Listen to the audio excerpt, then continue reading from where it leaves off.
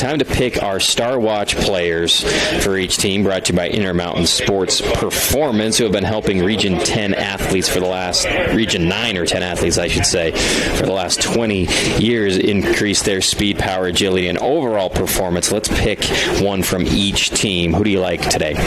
All right, let's start with Crimson Cliffs. To go along with our keys to the game, defense, I think, you always look up the middle, and we'll start with, again, shortstop Petey Soto. I think Soto is a guy, he's even, I could say flown under the radar a little bit in this region because we have some big name, shortstops in the region, guys like Peyton Gubler and Boston Vest. So for Soto, I think it's really big for him to come up big defensively, make the routine plays, and then make the occasional great play. We saw Boston Vest, our AWP play of the game last game. He made a diving, little parallel to the ground diving stop, and Soto can make plays like that. I think the Mustangs probably in pretty good shape. Petey Soto will be leading off playing shortstop. He is our player of the game, Star Watch player for Crimson Cliffs. How about the Green Wolves? Green Canyon, boy, I tell you, this is an interesting team, and the fact that they scored so many runs last week, to me says, all right, this is a team that if they can do it, if they can get the bats going against a pretty good pitcher for Crimson, remember they're taking a gamble in the way they're doing things, as far as the pitchers. If they can get the bats going against a reserve pitcher, a bullpen pitcher, maybe there's an opportunity. So I would say one of the top guys in the batters in the lineup to start things off for these guys is going to be key for really a Star Watch in this contest. Can they get guys on early and set up small ball and runs? All right, here is our starting lineups for Crimson Cliffs. The home team, Aaron Morris on the mound. Behind the dish is Brexton Starley. Playing first base, Jays Estridge over at second, Ty Maynard. At third base is Tate Maynard. Shortstop, Petey Soto. Left field, Trey Evans. Jager Baldwin out in right, and Logan West in center field. Jager Baldwin made one of the best plays of the year at Desert Hills, running and jumping over the fence to rob a home run against the Thunder. It was unbelievable. Leading off for Green Canyon, Abe Olson. He'll also be the pitcher for the Wolves tonight. We'll see Aaron Morris, who has had a heck of a year on the mound for Crimson Cliffs. 4-1 record this year. And we'll get some... So I'll give you some more stats on that in just a minute. Here is Olson, who's batting .299 on the year from the leadoff position. First pitch in there for a strike for Morris. 2.01 earned run average. The record is nice, 4-1 in 8 appearances. And, you win 80% of your games. That says a lot about who you are. Morris, little slider off coming back the this plate. way. Yeah. Fouled off. Morris this year, 31 in the third innings. That's third on the team in number of innings pitched. Gave up 27 hits. And 34-10 strikeout to walk ratio. About 3-1. Here's the windup and delivery. Chopper over to Maynard at third base. Casually gets it. Takes a couple steps. Wings it over for out number 1. Well, that's what I'm talking about. If your defense, and I hate to be a broken record on this, but if you give good teams extra outs, they will make you pay. I think Green Canyon's a good team. I think Crimson's a good team. You've got to make the routine play, and that's exactly what that was. Maynard with a beautiful glove, got a nice room service hop, threw it across the diamond. I didn't realize his arm was as strong as it was. He gunned that thing across. Here's Cade Atkinson, batting .275 on the year for the Wolves. It's a luxury high fastball swung on and missed. Luxury for Crimson Cliffs to have a kid like Morris as your third pitcher who's got, the stuff to obviously probably start as the 1 or 2 guy on most teams in the state. If they win, the winner of this game plays at 4:30 tomorrow, as that one's fouled back. The loser of this game would drop down to the 1:30 elimination game against the loser of Pineview Desert Hills, which is later tonight. 0-2 pitch coming to Atkinson. Big stirrups for everybody, I guess, on Crimson Cliffs. They like the old school look. Little breaking ball inside for ball one. How'd you like to be mom, though, and have to wash those white pants for the state tournament? Well, I was asking Devin, I was like, do the schools wash these kids' uniforms, or is it mom? He said, I think it's mom. Here's the pitch. This is going to plunk him. That's a fastball right on the tricep of Atkinson, and he'll get a Nets on fire free walk to first base. Yeah, with 2 strikes on him, he did not want to hit him. It was definitely not intentional, but boy, now they've got a base runner. What can you do with a base runner? And yeah, we'll see how Green Canyon wants to handle this situation early in this game. Zach Gertzen coming to the plate. Third baseman, batting .483 on the year with 3 home runs. Average lead over at first base. Another high and tight pitch from Morris. Are those statement pitches to get off the plate? I'm the pitcher. I deserve, that 14 1/4 inches. Yeah, right. Gertzen steps back in and continues to crowd a little bit against Morris. 1-0, 1 out, runner on first base. Here's Morris looking over at first and coming to the plate high for another ball. 2-0 to Gertzen. 23 ribbies on the year and 14 doubles.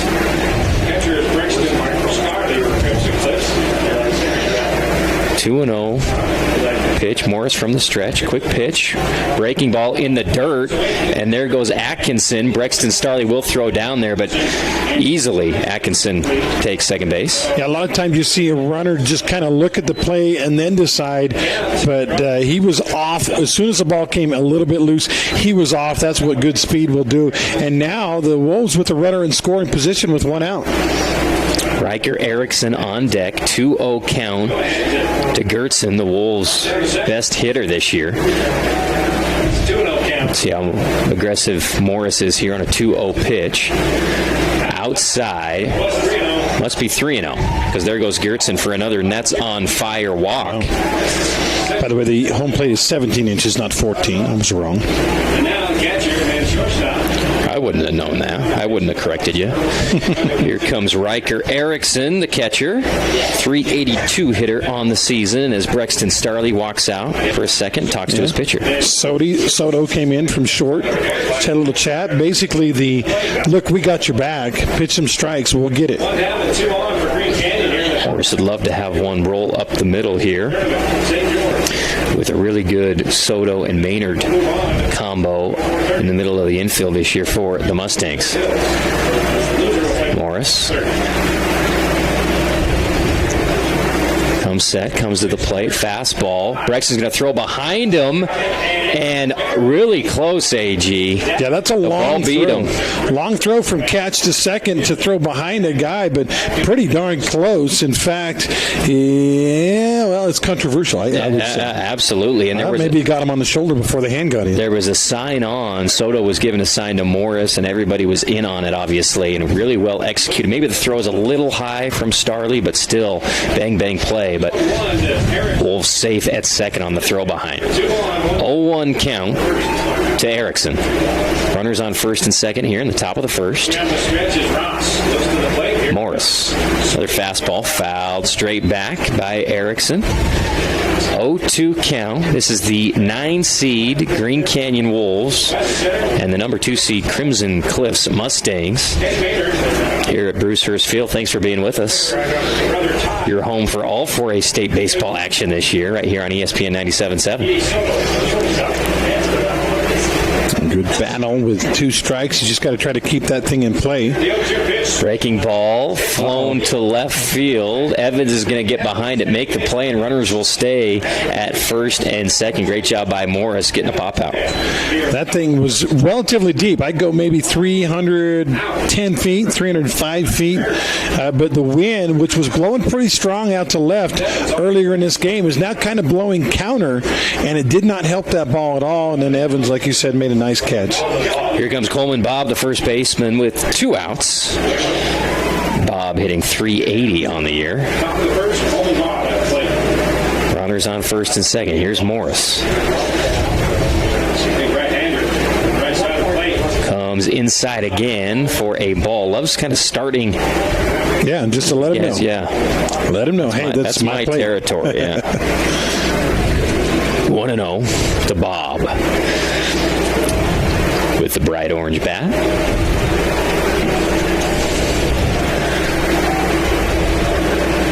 Morris making sure that base runner knows he's looking at him. Inside pitch again. This time Bob's swing and a miss for strike one. 1-1 to Coleman Bob. Yeah, that was, again, an inside pitch. This time, though, it was close enough to a strike that Bob felt like he had to take a cut, but no chance. It was right in on the hands. No way to do anything with that one. 1-1. Morris, the delivery, another breaking ball. This one low for ball 2. Am I allowed to say that was a pretty good-looking pitch? It was a good pitch, and good on Bob, apparently, for not going for it. Let it go. Bob hitting .380 this year. Got a couple of homers. 2-1, 2 outs. Morris being methodical on the mound, so Bob says, I'm going to call a timeout. I ain't going to wait for you all day. Steps back in. And we're ready for play. He's ready to go. That is on the shoulder. Now he lifts it up. Light wind and blowing the flag a little bit outwards as Bob fouls off. Another pitch, 2-2 now with 2 outs. If nothing else, even if they don't score here, they're making Morris, the pitcher, use a lot of pitches. Yeah, that's right. Couple of walks. 2 runners on. In the playoffs is when these coaches make their money, AG. That's right. Trying to figure what little pitch counts. What little they get. Right. Here's Morris, 2-2. Here's the delivery. Fastball outside, be full count. That is the 19th pitch of the game already, of the inning already for Morris. Battling JV and Ross here. Let's hop to first. 3-2. Keep this thing alive. 2 outs. Runners on first and second. Key moment here for Bob and the Wolves. If he can come through here with a base knock. Morris gonna spins around and jump off the mound and look over at second base. He won't throw it. Atkinson hustles back. He knows they're leaving on the pitch. Batter box. Bat on his right shoulder. Now he lifts it up. Throws it around over. Here's the pitch. Outside and walks him. Wow. Great at bat by Bob. Saw a ton of pitches, and he'll stroll over for another Nets on Fire walk. So far in this tournament, we talked about defense, but you can't play defense against a walk. It's a free pass to the bag. It was a huge factor in Hurricane losing to Dixie. It was a factor definitely in Stoke Canyon losing to Bear River. And what's a coach to do? You bring a guy out there, he's got good stuff, but if you can't get strikes, well, shrug your shoulder and say, oh, if only. Yeah, no hits. He's got a hit by pitch and 2 walks. Brexton going to throw behind the runner at first base. Nice play by Jays Estridge to get in front of the ball. That was on the hop. Had to kind of block it like a catcher and make sure the ball was in front of him. He did glove it and field it, but good job to use the body to keep that thing from going anywhere. And this is Jensen, the shortstop, up to bat now. Trayson Jensen. 1-0. Bases juiced here with 2 outs for the Wolves. Here's the pitch from Morris. Outside. Ball 2. Our buddy down the row here, Rod Sundel, broadcasting. Yeah, if you think you're hearing an echo. Northern Utah, but he's right. There is nowhere to put a runner. You've got to throw strikes. These next few pitches have got to be strikes. 2-0. Ball hit hard to shortstop. Soto fields it cleanly, flips it over to Maynard at second base for out number 3, and they get out of a jam in the first inning. No hits, 3 left on base, no errors, and we'll go into the bottom of the first inning. 0-0 on our We Win Injury Loss scoreboard. We'll be back right after this.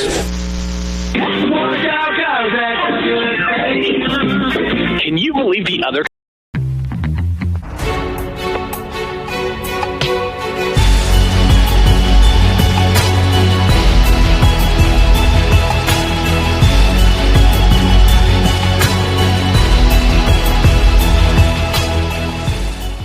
Hey Southern Utah, Tyler here, Boulevard Home. We wanted to take this time to thank you for voting us the best furniture and appliance store in Southern Utah again this year.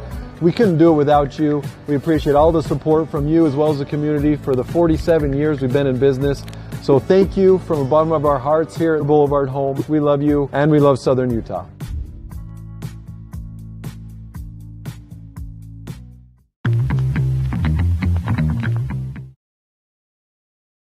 Instant quote with the right coverage. My team of licensed agents are ready to help you with better insurance from American Family. Give us a call at 435-251-9102. Tonight's game is brought to you in part by Interior Design Center. Welcome back for a state playoffs. Thanks for being with us. Bruce Hurstfield on the campus of Dixie State University. Andy Griffin, Andy Thompson. Thanks for being with us.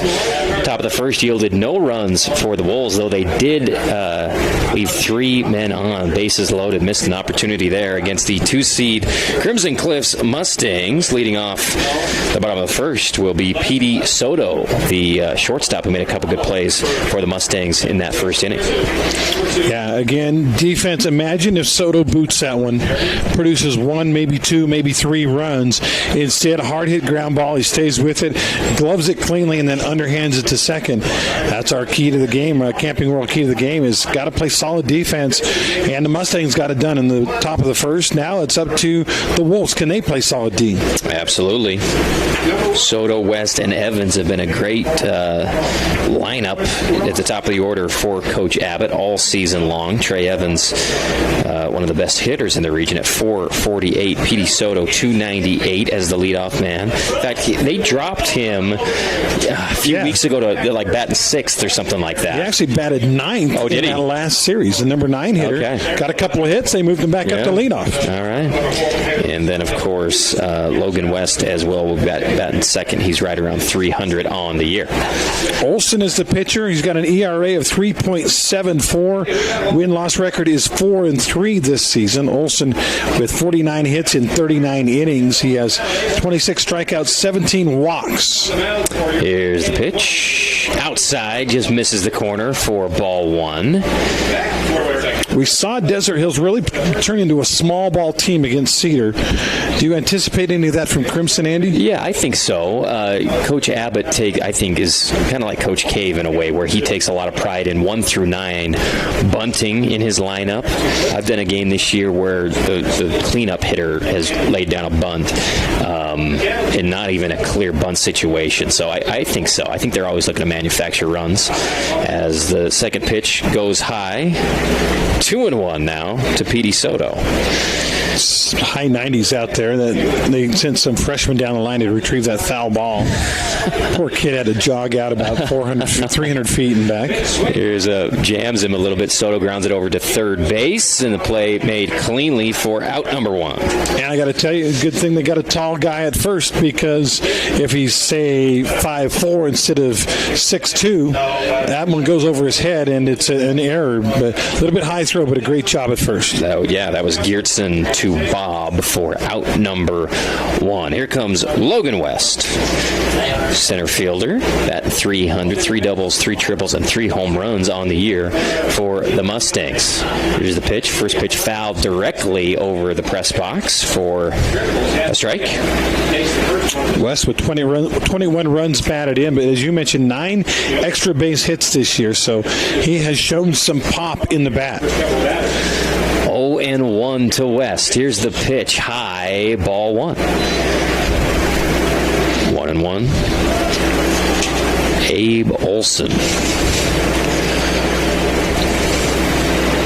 Trying to keep this lineup down of Crimson Cliffs, who's been so potent this year. Breaking ball gets West out front for a swinging strike 2. Pulled the string on him, didn't he? Yeah. Thinking fastball, saw something he liked. It was about maybe a little over the waist high. Took a big cut, but the ball didn't get there when he thought it was going to. See West 2-strike approach here from the plate. Here's the pitch. This time breaking ball hits him in the lower back for a free base for Logan West. And just like they hit batsmen in the top of the first, with 2 strikes, there's no way you're hitting a guy on purpose trying to get him on. But now Crimson with an opportunity here in the bottom of the first, and a base runner on with 1 out. Boy, very similar actually to the top of the first. Yeah, that kind of slurve that you want to start it at their hip and have it break over, but if it doesn't break, it's dangerous because they get a free trip over to first base. Here's Trey Evans. 1 down. Batting .448 on the year. Quick pick throw over to first base. Runner back safely for the Mustangs. Evans definitely some pop in the bat. 4 home runs this year, is that right? Yeah, 4 home runs. Here's the pitch. Off speed, outside. Evans is going to foul it off the end of the bat. Again, fooled him a little bit. He was out in front and just lucky to get a piece of it. Logan West, 3 home runs. 0-1. 8 RBI this season. 5th in the state in 4A with triple. Evans likes to crowd the plate. And they're going to pick over to West again at first base. He slides back safely. 1 down, 1 off. 448 batting average. That means that every time he comes to the plate, there's about a 50% chance he's going to get a hit. And then if you throw on base percentage. There goes. Nice pitch for a breaking ball. He's going to steal second. They throw to get him, but it bounces off the runner, and Logan West is going to get up from second and run all the way to third. He makes it all the way from first to third. Yeah, that ball went first base side. I think he was going to be safe anyway, but then the ball hit him and bounded into center field. No chance to score on the play, but definitely an extra base. So a steal and an error. And now, just like that, Crimson's got a guy 90 feet away from taking the lead. And it was a breaking pitch, so Riker Erickson behind the plate already had his work cut out for him on a slower pitch. And good on Trey Evans letting it go, letting this guy steal a bag and get all the way to third for him to maybe knock in here. 1-1. Here's the pitch from Olsen. Big swing by Evans. Misses it. 1-2. I'm a little bit shocked now. Green Canyon actually bringing their infielders in on the grass. That greatly reduces the out angle. And now actually they drop him back to about halfway. But I think there's going to be more than 1 run scored in this game. Why would you cut out the run if you can get an out instead? Surprisingly. Yeah, good point. Breaking ball breaks too far outside for a ball. 2-2. It's almost like they don't know what to do, because they went out on the grass on the first pitch. They went out about halfway on the second pitch. Now you got the second baseman. He's actually a few feet back into almost regular playing position. 2-2 pitch from Olsen. Fastball fouled off by Evans. I believe it hit a red pickup out there. You're not driving a red pickup. As a matter of fact, I am. Went over to the parking lot, but I doubt you're parked over here. You're probably back behind. Yeah, I parked right by you. I knew you'd be safe. 2-2 pitch, 1 out runner on third here for Trey Evans at the plate. Olsen comes with a breaking ball, chopped over to third base, fielded cleanly. He's going to charge the runner. In a pickle is Logan West. Beautifully played by Green Canyon. Flips it over to the catcher, who tags Logan West for out number 2. Well, that's a tough play for West, because you want a secondary lead. You want a pretty good secondary lead, so if there's a ground ball, you can score. Problem is, it was such a hot shot to third that was gloved really well. He was stuck. He had nowhere to go. He could have maybe tried to dive back to third, but the third baseman would have beat him there. So his only chance was to maybe stay alive and see if he could get Evans over to second. Couldn't even do that. They tag him out. Now there's 2 down with a runner at first. Yeah, unluckily for Crimson, probably the worst place on the diamond for that ball to go with a runner on third and 1 out. Evans does get the first on the fielder's choice. 2 outs for for Breck Starley, the big fella, batting .390 on the year. 1-0 with Starley, Evans over at first. Starley, a .390 hitter. Got some power. Mostly a singles guy, though. Here's the pitch. High again. 2-0 to Starley. 2 down. Trey Evans on first for Crimson Cliffs. Green Canyon. Starley for 1 double, 1 triple this year. We'll see if they want to get Trey moving here. Check that. 5 doubles, 1 triple. Ball flared into right field. That's going to drop for a base hit. Evans at second. He'll go to third. And they're going to throw to third. He's going to get there easily. And a nice little flare shot by Breck Starley for a base hit. First and third now with 2 outs. And we'll rewind time and say, man, if they hadn't gotten that guy, West at the plate, then that would have been a run. So good on Green Canyon for playing solid defense. And even though they gave up the bloop single, now 1 more out and they're out of it without any runs scored. So that was huge. And here comes Ty Maynard. A key situation as Riker Erickson steps forward and gives some signs that was infield with the first and third situation on, as Ty Maynard steps into the box, hitting .389 on the season. Yeah, Yes, there are two Maynards on the team, Ty and Tate. This one, this guy actually hits about 100 points better than his brother. At the moment. High fastball for ball one. We got an InfoWest speed-up runner over at first base for Crimson Cliffs, who is Ty White, number 7. Yeah, thanks to InfoWest, the internet people, for the fastest, best internet in southern Utah. Go to InfoWest.com. Olson comes set and then steps off. So darn gremlins. He's got us 3 times today, and we've only played an inning. Not even an inning yet. Looking out there at the Bruce Hurst Field, Ring of Honor. They've got 3 players out there. Here's the pitch, inside pitch, jams the batter. Then Olson tries to make the catch, and he drops him and then makes the throw over. Wow. And what a recovery by the pitcher to still get the out after missing the fly ball catch. Yeah, it could have been real trouble because he dropped that little popper, but had the wherewithal to pick the ball up barehanded and gun it over without looking in advance, gun it over perfectly to first to retire the side. So after the first inning, we have a 0-0 ball game, and we'll be back right after this on ESPN 97.7.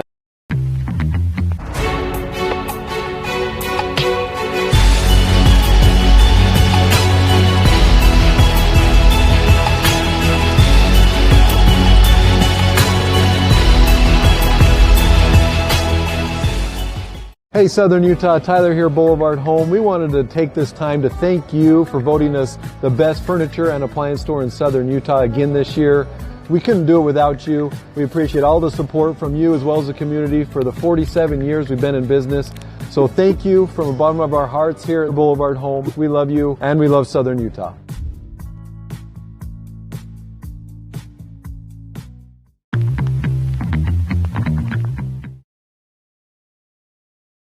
Season is here. Camping World is your #1 source for everything to get outdoors. Get down to 1500 Hilton Drive in St. George today and save up to 40% off travel trailers, fifth wheels, toy haulers, or motorhomes. Why in the world would you go anywhere else? Tonight's game is brought to you in part by Nets on Fire.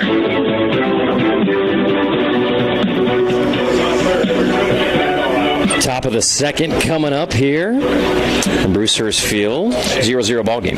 Generally speaking, you want to keep your pitch count to about 15 an inning. If you're 15 to 17 an inning, you'll be around for the end of the game. Morris, though, used 23 pitches in the first inning for Crimson Cliffs, so some question of whether or not he'll be around at the end. We don't know. Olson, he used 19 of his own, so both starters used maybe a few more pitches than they would have liked in the first inning. Yeah, Morris had 2 walks in the first inning. Luckily, though, Green Canyon left 3 runners on as Morris was able to get out of a jam. And they'll bring up 7, 8, 9 hitters. What do we got? 3 left on base for Green Canyon, 2 left on base for Crimson. So the LOB number is right now the biggest one in this game. Here's Will Wheatley. He'll hit one over to shortstop Petey Soto. Makes the play, throws over to Jays Estridge for out number 1. Knew he had a little bit extra time because Wheatley's not your fastest guy on the team, so Soto gloved it. Nice, easy, casual throw right on the money to Estridge. That'll bring up the left fielder and 8-hitter, Nick Bauk. I was waiting for the PA guy to say it before I did. Here's Morris from the windup, and the pitch, fastball low for ball 1. The PA guy is legendary Ed Rogers. That's what we're calling it. I know Ed. You don't have to be dead to be a legend, right? Because Ed's not dead. He did leave us he left the continental United States for, was it 7 years, Ed? 7 years. 7 years. Was over working in Hawaii Pacific. Oh, amazing. BYU Hawaii. Sorry about that. Wrong one. Amazing. There's 3 balls in a row from Morris to Bauk. Ed was the voice of the, Rebels and then Red Storm. And the glory years of the Red Storm. Yeah. Ball 4. Wow.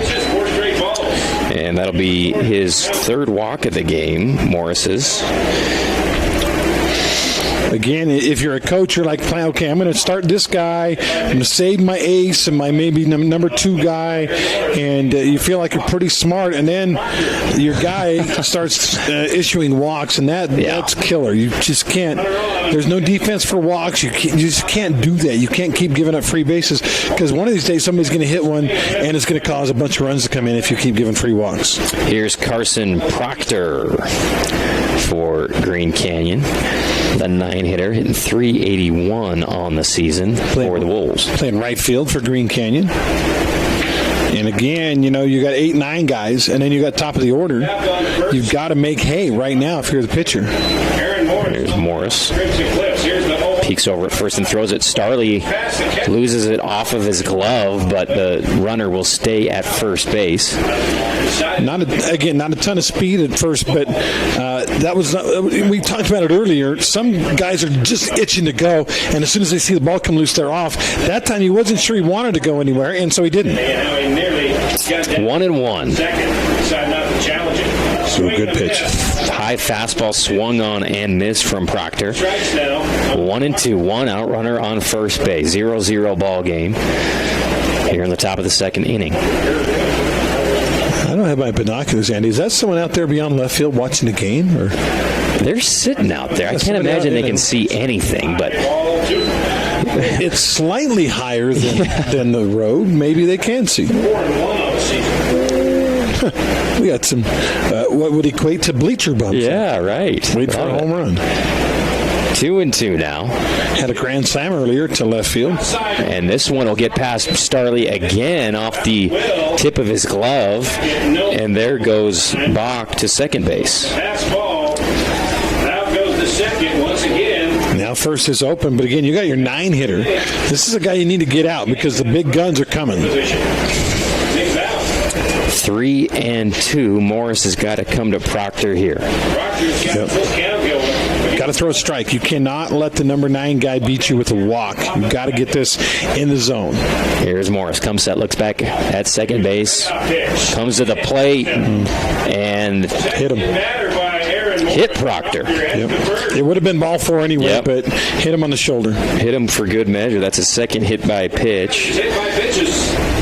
And 3 walks for Morris. So runners first and second with 1 out, and he's got to deal with the top of the order. We're going to have a mound visit brought to you by the Scott Gibson team at Intercap Lending. Check them out. They don't mess their rates or their fees. The Scott Gibson team. See how much they can save you today. Give them a call or text at 435-619-8080. And the message to Morris has got to be just, let's get it over the plate, right? Yeah, so we got one of the best defenses in the state, and you're walking guys. And that's really the message. And Morris probably, in his defense, he's saying, look, I feel like a couple of those were strikes. I didn't get the call on them. That last pitch, though, would have been ball 4, and he hit the guy anyway. And now you've got the top of the order coming up, the really good hitters with the Wolves ready, poised to take the lead. Remember, though, they left 3 on base last inning. Abe Olson, the leadoff man, grounded out to third his first time up. Also the opposing pitcher. That's right. Hitting .299 on the year. And on base percentage, though, over 400. I'm guessing a leadoff guy probably pretty good at bunting. This is not a terrible situation to throw down a bunt with guys at first and second and a speedster at the plate. Put a little pressure on the defense. Especially third baseman is back behind the bag. Morris looks over at second. And then he's going to spin around, throw it over to Maynard at second. Runner gets back safely, and they wing the ball back to Morris. Yeah, I think he knew that was probably the play they were going to try right out of the coach's visit, because he was only about 3 steps off the bag and easily got in without sliding. That's Nick Bauk over at second base. Here's Morris. Really concerned about that runner on second as Maynard comes back over to cover second. And as tough as it's been throwing strikes, I'd be concerned about the guy at the plate, not the guy on the base. I don't think he's going anywhere. Here we go. First pitch and then you got to pitch to Abe Olson, so maybe you're just delaying the inevitable. wanted to pitch to this kid. Here we go. Fastball high for ball one. Not just high and inside and not close. Didn't make the umpire make a decision because everybody in the modern world would have called that a ball. 1-0. Been able to get people on board. 5 runners on base pass so far. Morris twirling the ball behind his back, comes set. Nothing to show for it. Here comes the... And comes to the plate. Another way inside pitch for ball 2. He just kind of moved out of the way. And I have a feeling Olsen would say, you want to hit me? Hit me. I'll take one for the team. Sure. Load these bases up with 1 out. Absolutely. With Cade Atkinson on deck for the Wolves. Here's Morris. 2-0 pitch. 1 out. Runners on first and second. Comes high again. Wow. 3-0. Wow. This is what ages coaches. In the olden days, they would have leaned into that. Yeah, a lot of balls here in the second inning from Morris, and really in the first inning as well. That was his 37th pitch in the second inning. And only 1 out. And high and tight again, another walk. And the bases will be loaded up here for Cade Atkinson, who was hit by a pitch his first time up. Nowhere to put him. Atkinson comes in with pretty good numbers, and this is it's kind of a nightmare for a coach. Like I said, you go in and you say, all right, I'm going to take a chance. I think this guy can get it done, as the infield will come and gather around Morris. No coaching move yet. Yeah, Breck, Starley, Maynard, and Petey Soto giving words of encouragement, saying, hey, just give me a ground ball. I'll get us out of this inning. But easier said than done when you're struggling to throw strikes. Atkinson, 22 hits this year in 80 at-bats, 95 plate appearances. He is very good at drawing the walk, and that would be a nightmare right now for Desert Hills. Morris comes to the plate, strike on the inside part of the plate. 0-1, good way to start after throwing a bunch of balls to Cade Atkinson. Got 2 strikes here. No place to put him. Atkinson. 0-1. Pitch in the first inning. Here's the slow windup from Morris. Fastball, throws it past him for strike 2. And a good bluff to third. Gets that runner diving back in for his life by the catcher, Starling. 0-2. Now, you got to be careful with your breaking pitches, obviously, in this situation, AG, with the runner on third. We'll see. Yeah, a wild pitch would produce a run, wouldn't it? We'll see what Morris goes with here. Fastball off the fist for a foul ball, brought to you by Fabulous Freddy's. Count remains 0-2. Freddy's with 2 locations in southern Utah, River Road and North Bluff Street. They've got that car wash club for you car wash addicts. 0-2. Here's the pitch. Fastball again. Pops it up. Foul. And I've liked Morris's approach on this at-bat, AG. Throwing a lot of fastballs right around the zone. 2 straight outside and a little high fastballs. Now would be, if those are setups, now would be a perfect time for a change or curve. 0-2. Let's see if he does it. Morris coming to the plate. He throws a breaking ball and another hit by pitch right on the middle of the back of Cade Atkinson. That's his second time being hit today, and he gets a free trip to first base and a run scores. Yeah, nightmare there. You got a guy 0-2. He's barely getting your fastballs. You try inside and go way inside, and all of a sudden it's 1-0, and that might be it for Morris. And here comes. It is it. Yeah, he's got that's Coach Abbott, and he's going to make a pitching change here with the bases loaded and just 1 out. Green Canyon with the 1-0 lead after the hit by pitch brings in the runner from third. We'll take a 60-second timeout. We'll be back after this Scott Gibson team Intercap Lending timeout.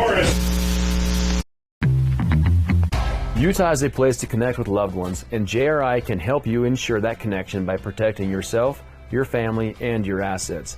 JRI Insurance is a team of insurance specialists dedicated to providing the best possible products, pricing, and services available, including great rates for families with teens.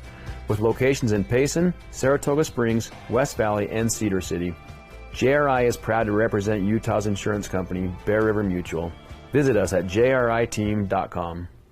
Need an appliance or two? AWP's got you. Check out the remodeled expansive showroom, highlighting the Cafe series with colors like matte black, matte white, and modern glass. Make your kitchen stand out. Come see the local boys at AWP across the freeway from the Bloomington Walmart.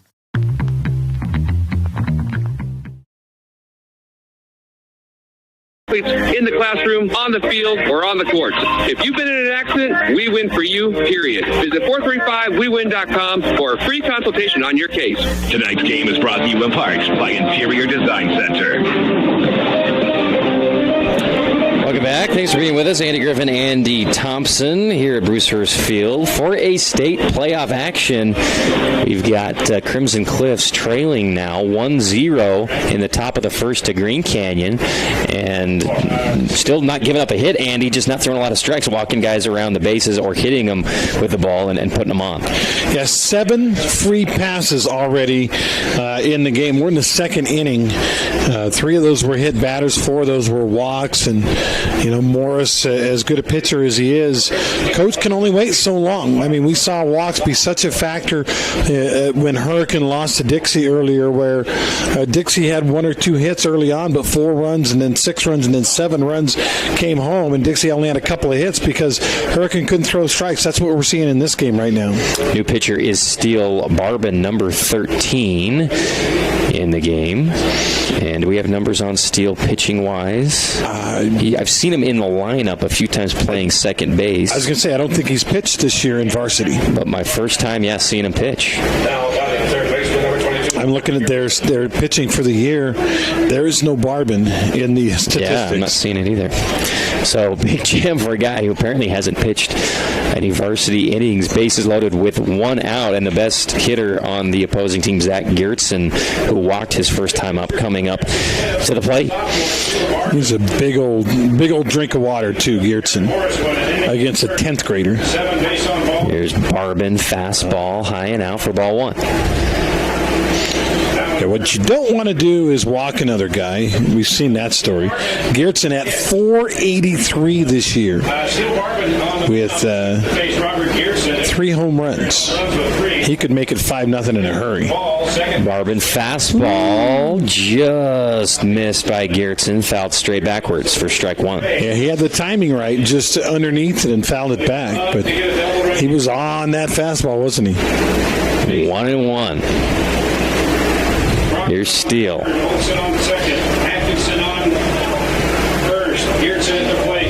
Been told to throw strikes, and this guy likes to hit strikes. This is Geertsen. Breaking ball, breaks into the dirt about 5 feet before the plate for ball 2. Wow. Not sure if that was a release point problem or what, but that ball actually hit the batter, Geertsen, after it bounced once or twice. So it's a dead ball, not a dead ball, just a ball, 2-1. No room for any more walks. Geertsen waving the bat. Here comes the pitch. Swings and fouls it off a little behind the fastball, and it'll go to 2-2. Geertsen probably said to himself, I'm a senior, this is a sophomore, I'm going to pound the baseball, and I'll tell you what, that foul ball was an impressive foul ball. He hit it hard, but well out of play. And Geertsen steps out, steps back in, pounds the plate once, and we're ready for play. Morris. Big moment here early in this game for both teams. Morris comes set. Coming to the plate, fastball again fouled off. Fabulous Freddy's foul ball. Fuel it up, Washington, and save it to Southern Utah Fabulous Freddy's locations, River Road and Bluff Street, as Steele Barbin gets the ball back on the mound with a 2-2 count to Geertsen, the 3-hitter for the Wolves. He's been on those. I really would try to change speeds. I would give him something really slow here. He's been on the fastball. Here's the pitch. Inside, jams him off the hands. Jays Estridge going to lay out and can't quite get the foul ball. Great effort by Jays, but another foul ball, and the count remains 2-2. Yeah, Jays knew what was on the line and gave his body up to try to make a catch on that play. He catches that. It's 2 outs and the bases are still loaded. That would have been a big foul out, but he just couldn't quite get to it. Count remains 2-2. Seems like you probably can't throw it past this kid, so you're going to have to probably get him out in the field. We'll see. 2-2 to Geertsen. Here's the pitch. Morris comes to the plate, outside fastball. Count goes to full, which is a scary proposition for Crimson Cliffs. I was going to say, not ideal to go full count on this guy. On the year, let's see, 9 walks is all Geertsen. What is that, in 24 games or something? 9 walks, 25 games, so does not want to walk. He would rather knock the runs home. Here we go. Here's the pitch, and instead of walking him, he hits him again. 4th hit batter for Green Canyon on the back. And another run will walk in for the Wolves. Still no hits. Wow. I think, if you look at the numbers and you look at what we've witnessed this year, I think Crimson has a better defense. They have better hitters, but you can't account for that. The free run, the free back. Now a little blooper scores 2 more. Yeah. They're down 4-0. They don't have a hit yet, though, and they have 2 runs home. Yesterday, I don't know if you read that in the ESPN. Yesterday, the Reds no-hit the Pirates. No the Pirates won the game 1-0. Unbelievable. That's where we're at here. Got a no-hitter going. Yeah, you're right. 2-0 for the Wolves. Green Canyon. Unbelievable. Here's Morris coming to the plate. Ball. Outside. Man, oh man. Another low breaking ball. 1-0. Erickson flied out. So we got Abe Olson over at third, Kate Atkinson at second, and Zach Geertsen at first base with Riker Erickson up at the plate. He flew out to center field his first time up. Here's the pitch. Fastball. That's a nice pitch for a strike. 1-1. Yeah, batter was taken all the way on that one. He's like, prove to me that you can throw a strike. Prove to me that you're worthy for me to swing at one of your pitches. Yeah. Morris comes to the plate, inside pitch. Maybe bail him out by swinging at that one and fouling it off for strike 2. Yeah, you're right. I think it would have been ball 2. Now, 1 down. The batter has to be defensive, so you get something down in the zone. Maybe you can induce a ground ball, and if you can't turn 2, you can maybe at least make a play at the plate with a force. 1-2 for Morris. Wolves lead 2-0 here in the top of the second inning. Now he steps back on the rubber. Steel Barb in the pitcher. Back in the batter's box. A little pressure on this young sophomore. Yeah. Supposedly in the race to be the starting quarterback next year for Crimson. Fastball high, swing and a miss. Team D strikeout. That's big for the second out of the inning for Barban. That was well out of the strike zone, but one of those, if you're a baseball player, you know the feeling. You see it, your eyes get big. It's a high fastball. You think, I'm going to drive that thing. And then about halfway through your swing, you realize, I can't catch up to a high fastball like that. And it's a strikeout. And a big strikeout, first of the game for Crimson Cliffs. 2 outs, bases loaded for Coleman Bob, who walked his first time up. Here's Barban coming to the plate. Fastball fouled out of play for strike 1. Foul balls brought to you by Fabulous Freddy's. I'm guessing Steele is the younger brother of the Brad and company, the rest of the Barbans. Is that right? I'm assuming that might be the case. And he plays quarterback. So would make sense. Great name, by the way, Steele. 0-1. Fastball high, now 1-1. He was hoping he can get another swing and a miss on the high fastball, but that only works with 2 strikes, it seems like. Coleman Bob also pitches a little bit for this team. Double B's, B-O-B-B. And ball hit hard to Petey Soto at short. He fields it cleanly, throws it to second base for out number 3. So after a disastrous inning with, 1, 2, 3, 4, 5 guys just led on with being hit by a pitcher walking, they only give up 2 runs, and we'll head into the bottom of the second with the Wolves leading 2-0 over Crimson Cliffs on ESPN 97.7. Hey, time out. I've got a loan for you. Scott Gibson here with Tony Balonovich here with another reason not to eat the Jimmy's Johns. These tryhards fresh bake their bread all day. Enough with the fresh baked nonsense. Stevie. You're dead! to me! Jimmy John's, the sandwich of sandwiches. Camping World St. George is your #1 dealer in southern Utah. Get your adventure started in the retail store with all your camping accessories. Find the largest selection of travel trailers and fifth wheels and motor coaches. Why in the world would you go anywhere else than Camping World St. George? This is Parker. This is Jason with Team D Auto Sales. Supporting local sports for over 20 years. That's 2 decades. Come to Team D Auto Sales at 488 East St. George Boulevard. Or TeamDAutoSales.com. Yeah! Team D, Team D.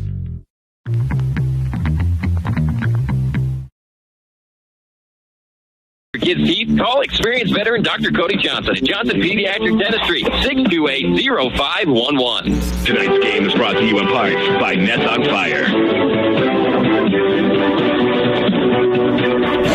Welcome back. Thanks for being with us. We've got one more game for you tonight after this one, an interregion game between Pineview and Desert Hills. But right now, it's Green Canyon, the 9 seed, up 2-0 on the 2 seed Crimson Cliffs as we head into the bottom of the second inning. And the story so far for the Mustangs is pitching, not being able to throw strikes, but still only down 2. Yeah, a little wildness. They haven't given up a hit, but boy, they give. What did we decide? 8 runners via the walk or the hit batsman. The winner of this game, by the way, plays at 4:30 tomorrow afternoon. The loser of this game will play the 1:30 game. So that's what you're playing for. A lot of baseball left in this one. Here's Jays Estridge, the first baseman. Looks at a ball. Jays hitting .340 on the year with 7 doubles and 2 home runs. That's some home run power for sure. And he's going to swing and rip this one foul way out in front, but he belted it onto the infield-only practice field. I always thought that was weird. That I understand what it is and why it is the infield practice field, but it's weird to see the infield of a baseball field and no outfield at all. I've never seen it before. There's Estridge, ground ball over to third base, fielded cleanly and an easy out at first for out number 1. Yeah, beautifully done. Estridge hit that almost as hard as the one he hit foul in the air, but that was right to third base and pretty easy out. And that'll bring up Canyon Kutch, batting .324 on the season. Right-hander has been kind of a key player since the inception of the program here at Crimson Cliffs. Yeah. We get a pitch count on Abe Olson here. And here's Olson from the windup. Inside pitch. That was a hard ball. Got Canyon on the ribs, and he will 6 batters hit. Run down to first base. Don't rub it, right? No, you're not allowed. That's what Coach always tells you. Don't rub it. No matter where it hurts, rub your head if you have to. And so that will be the second batter hit by Green Canyon. And how many is Crimson hit? 4. What? It's a beanball war. Going for the state record. I don't think any of them were intentional. No. And that's Tate Maynard coming up to bat, third baseman. And they'll throw over to first base to try to get Kutch. He slides back safely, and the ball goes back to Olson. It's almost insult to injury. You hit a guy, and then you throw it to first and make him dive in the dirt. Kutch with an average lead over at first. Here's Olson. With a 2-run lead, comes to the plate, ball foul backwards by Maynard for a strike. I've done a lot of games here, Andy, over the years. Yeah. Never once have I had a ball hit the glass like right in front of me. I've seen a couple hit the glass, and I notice there's a crack here. I don't know if that's from a baseball, but yeah, you'd think odds are eventually we'd see one. And we got a timeout on the field to replenish the baseballs, as we've had a lot of foul balls over the press box. Yeah, out of play. Now, there's a net right about eye level where we are, but the trajectory of the baseball is such that if it goes just over the net, it should hit right about where we are. Right. But it hasn't happened since I've been here. I bet I've done 300 games here. 0-1. Olson comes set, throws it back over to first base to try to get Kutch. He's back safely. I was the voice of the Pioneers for a while when Larry Jewell got sick. I did many Dixie State games, and of course high school playoffs here. Their fastball flown into center field. Can of corn for out number 2. And Olson gets the out with a brand new white ball that's got no dirt, no grit on it, right? Yeah. Good job getting the out there, and that'll bring up. Pitchers generally don't like, by the way, those new balls. That they're kind of slick, hard to control. Yeah. Couch remains on first. They're easy to see, that's for sure. And here comes Jager Baldwin, the right fielder. Has sometimes been, when Soto's not the leadoff guy, Jager's the leadoff guy. And he had an awesome second part of the year getting on base for Crimson Cliffs. Exciting player when he's on the base paths. And he looks at ball 1. Batting .311 on the season. 2 outs, 1-0 is the count with Kutch over at first base. Jager Baldwin at the plate. He's going to look to bunt. He puts it down. It bounces once. Barehanded grab by the third baseman. Throws it over for out number 3. What a spectacular play by Zach Gertzen. I'm getting the feeling, and you probably are too, the best player on this Green Canyon team is that guy right there. That's a major league play. He came charging in. He didn't have time to glove it and exchange it. He went bare hand across the diamond, right on the money, dun-dun-dun with Gertzen. Goodness gracious, no hits, no runs, no errors. We're going to head into the top of the third. 2-0 Green Canyon leads on our We Win Injury Law scoreboard. This is Tyler from We Win Injury Law. We win for you, period. If you have been in a motorcycle accident, car accident, hit by a semi-truck, or bitten by a dog, we will fight and win for you, period. Visit 435wewin.com to have me look at your case. Can you believe this kid?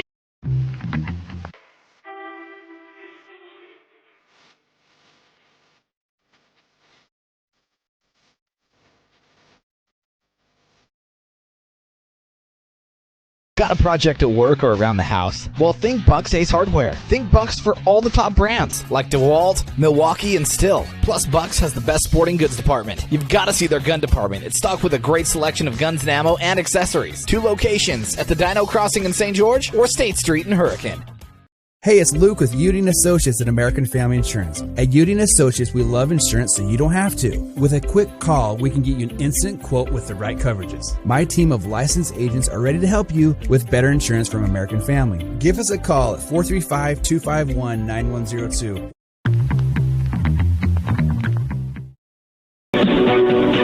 Welcome back. What a play to end the second inning over at third base by Zach Gertzen.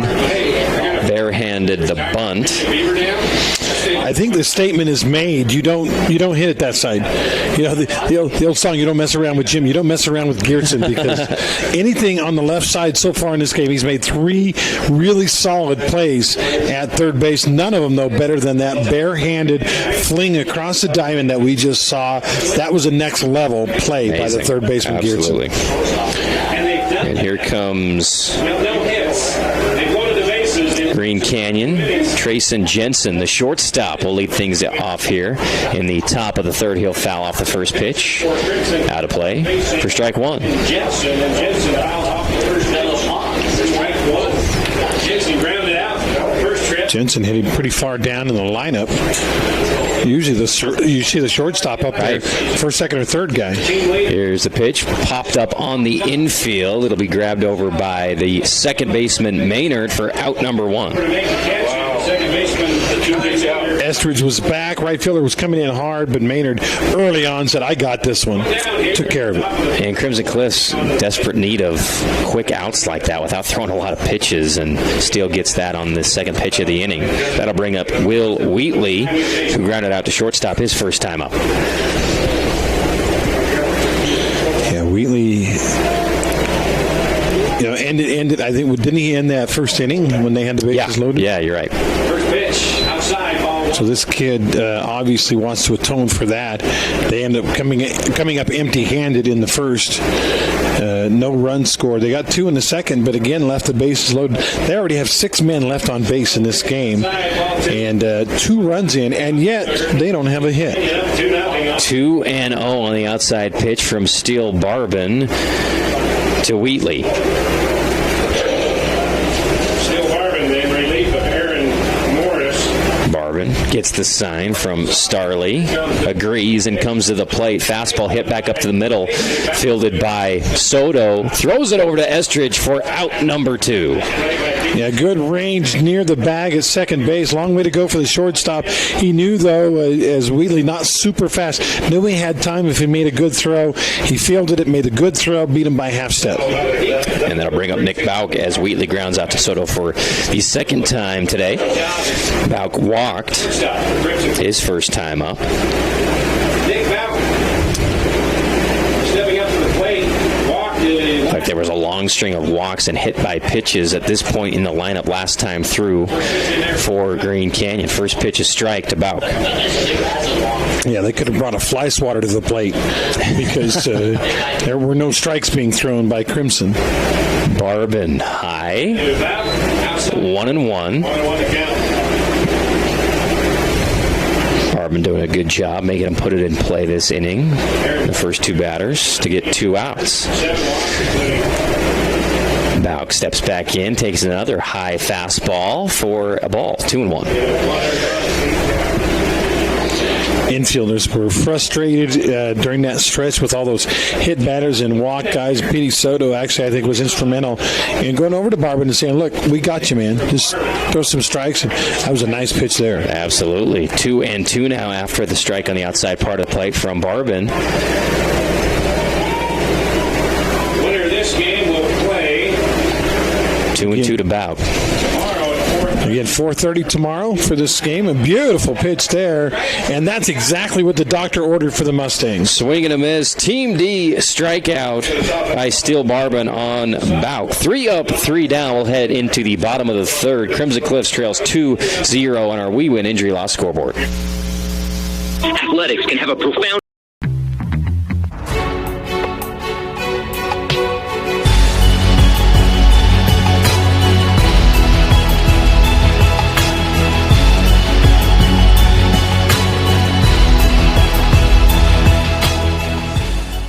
Hey Southern Utah, Tyler here, Boulevard Home. We wanted to take this time to thank you for voting us the best furniture and appliance store in Southern Utah again this year.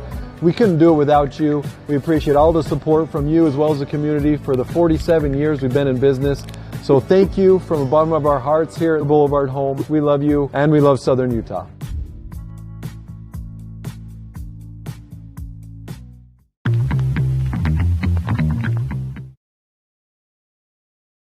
Real estate agent to see what your home is worth. You may be surprised. If you're looking to buy a home, check out all their listings at redrockrealestate.com. Voted the best real estate company in Southern Utah 2 years in a row. Red Rock Real Estate.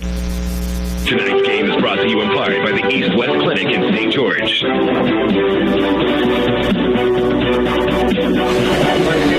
Welcome back, ESPN 97.7, your home for 4A state baseball action. We got a 2-0 ball game right now. Green Canyon, the 9th seed, up 2-0 on Crimson Cliffs. Who's got the top of the order coming up with Petey Soto. Game 1 today was a 12-3 Bear River win over Snow Canyon. Warriors dropped the 1-loss bracket, and they've got to fight hard now. They'll take on Hurricane tomorrow. That game at 11 a.m. The Hurricane Tigers lose big, 13-0 to the number 1 seeded and number 1 ranked Dixie Flyers. So we've got the first half of our bracket filled out here after the first 2 games. We've got 2 more going this afternoon and tonight. Off-speed pitch high for ball 1. DeSoto grounded out to Geertsen over at third base his first time up. Here's the pitch from Olsen, fastball high again, 2-0 DeSoto. Now you're looking, okay, we've seen this guy one time. Sometimes it takes the third time through the lineup, but we've seen him already one time. We know what he's throwing. Didn't know this guy before. Maybe we can get something going. And ball ripped by Soto into left field. Will it get over? Yes, it will. Bounces off the fence, and Soto will get a double to lead things off here in the bottom of the third. Nice rip.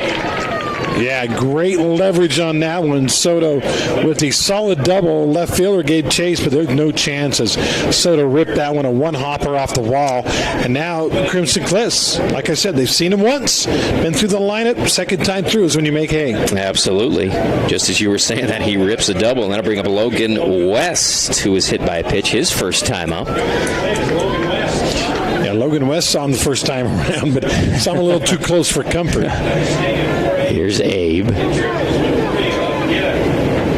Licks his fingers and then steps off the rubber. And West steps back in.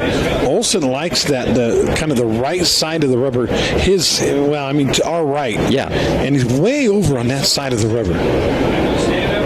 Here's the pitch. Curveball flown to right field. Right fielder makes the catch, and then Soto fakes like he's going to go to elicit a throw, but stays at second. So 1 out. And a runner on second base. Get the feeling they're starting to see the ball now. You're right, Green Canyon has played pretty well lately. They've won several games in a row, but Crimson Cliffs, very good. And remember, they were ranked number 1 a good part of this year. That's right. Trey Evans coming to the plate, their best RBI man on the team, with a chance here to cut into the lead with 1 out against Olson. Olson looking back at Soto at second base. And then he'll come to the plate. Another breaking ball. Doesn't get the calling outside part of the plate. 1-0. Might have got it if it was a little bit lower, but that one was kind of up in the upper outside corner. Umpire's not biting. 1-0. Evans. Olson taking his time, looking back at Soto at second base. A great base runner. Another high pitch for ball 2. Sounds like we got our crowd mic working a little better now. A little wind out there. A little ambiance of the crowd here at Bruce Hurst Field. Key moment for Crimson Cliffs. Their best hitter up with a runner in scoring position, down 2-0 here in the bottom of the third to Green Canyon. Olson coming to the plate. Fastball, throws it by Trey Evans on the 2-0 pitch. Now 2-1. Evans a little late on that one. Maybe expecting something off speed, maybe a slider, but that fastball was in the catcher's mitt before he completed his swing. 2-1 to Evans. Olson comes with another fastball, this time low. 3-1. Yeah, about around the ankles on that one. Can't call that a strike. And now big pitch here at 3-1. And Evans is as good a hitter as he had near 500. You give him the green light on this one. Olson. See if he just comes with a fastball, down 3-1 in the count to the 3-hitter for the Mustangs. Comes to the plate. Another big swing and miss by Evans. Another good pitch to hit. Just couldn't connect. Yeah, a little late, and that fastball may be coming a little harder than Evans expects. Full count now to Evans.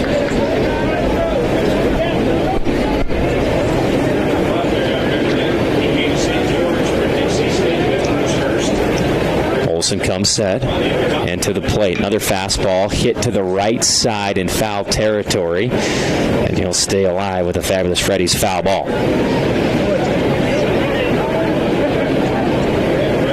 3-2. Very, very warm day. 96 or 7 was supposed to be the high today. Same way tomorrow and Wednesday. Evans right on the plate with 2 strikes. Stance closed a little bit. Here's the breaking ball. He hits it over to Geertsen at third base. He fields it cleanly, throws it to first. Bob can't handle it.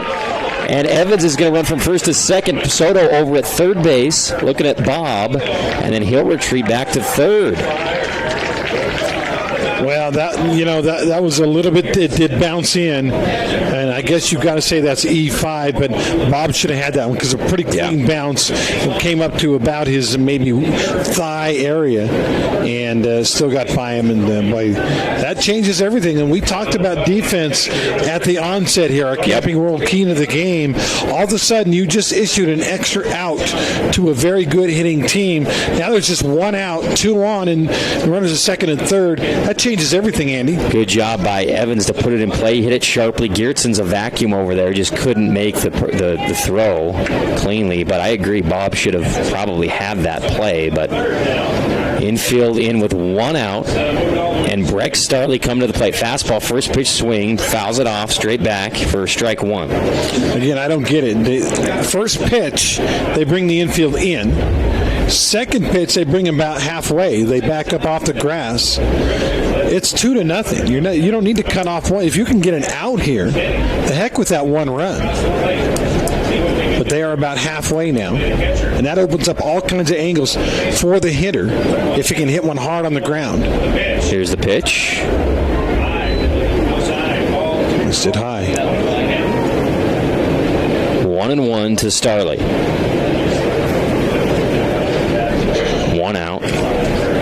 Infield even with the bags, but still up more than they normally would be. Yeah. And here's the pitch from Olson. Breaking ball. Doesn't get the call. Ooh, 2-1. That one looked really good, didn't it, Andy? Yeah, it did. Wow. Starley didn't go for it, and he gets the ball.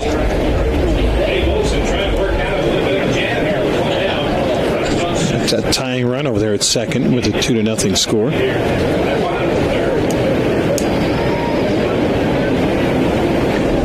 2-1. Here's Abe Olson coming to the plate. Another breaking ball. Throws it high over the head of Starley for another ball. 3-1.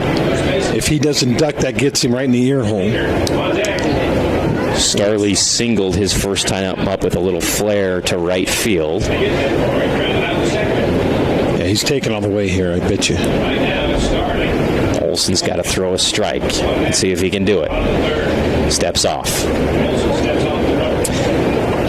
Appreciate you being with us for A-State Baseball. Appreciate Red Rock Real Estate. Check out what your home's worth for a free home estimate at redrockrealestate.com. Here's Olson coming to the plate. Fastball inside, misses, and puts Brex on. There was an open base, but that'll load him up for Ty Maynard.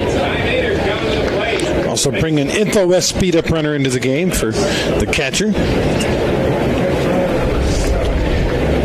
Once again, that will be Ty White, the InfoWest speed-up runner, fastest internet in southern Utah. Full support team, tech support, and more at InfoWest. Check out the internet, people, as defense will come meet on the mound. Talk to their pitcher here with the bases loaded. Crimson Cliffs with an opportunity here. Down 2-0, and a good hitter up in Ty Maynard. My man Fred Walker over there at InfoWest. Went through a little health scare, but he seems to be doing really well right now. All right. Bases full of Mustangs with one out. Maynard hit it to the pitcher last time. Here we go. Olson to the plate. Fastball, strike one. Big pitch to start out ahead, but the bases loaded. That's absolutely huge. Again, winners already today, Dixie and Bear River. And one of these two teams will join them in the winner's bracket, along with the winner of tonight's Pineview Desert Hills game. And Maynard's going to step out. Or an 0-1 count.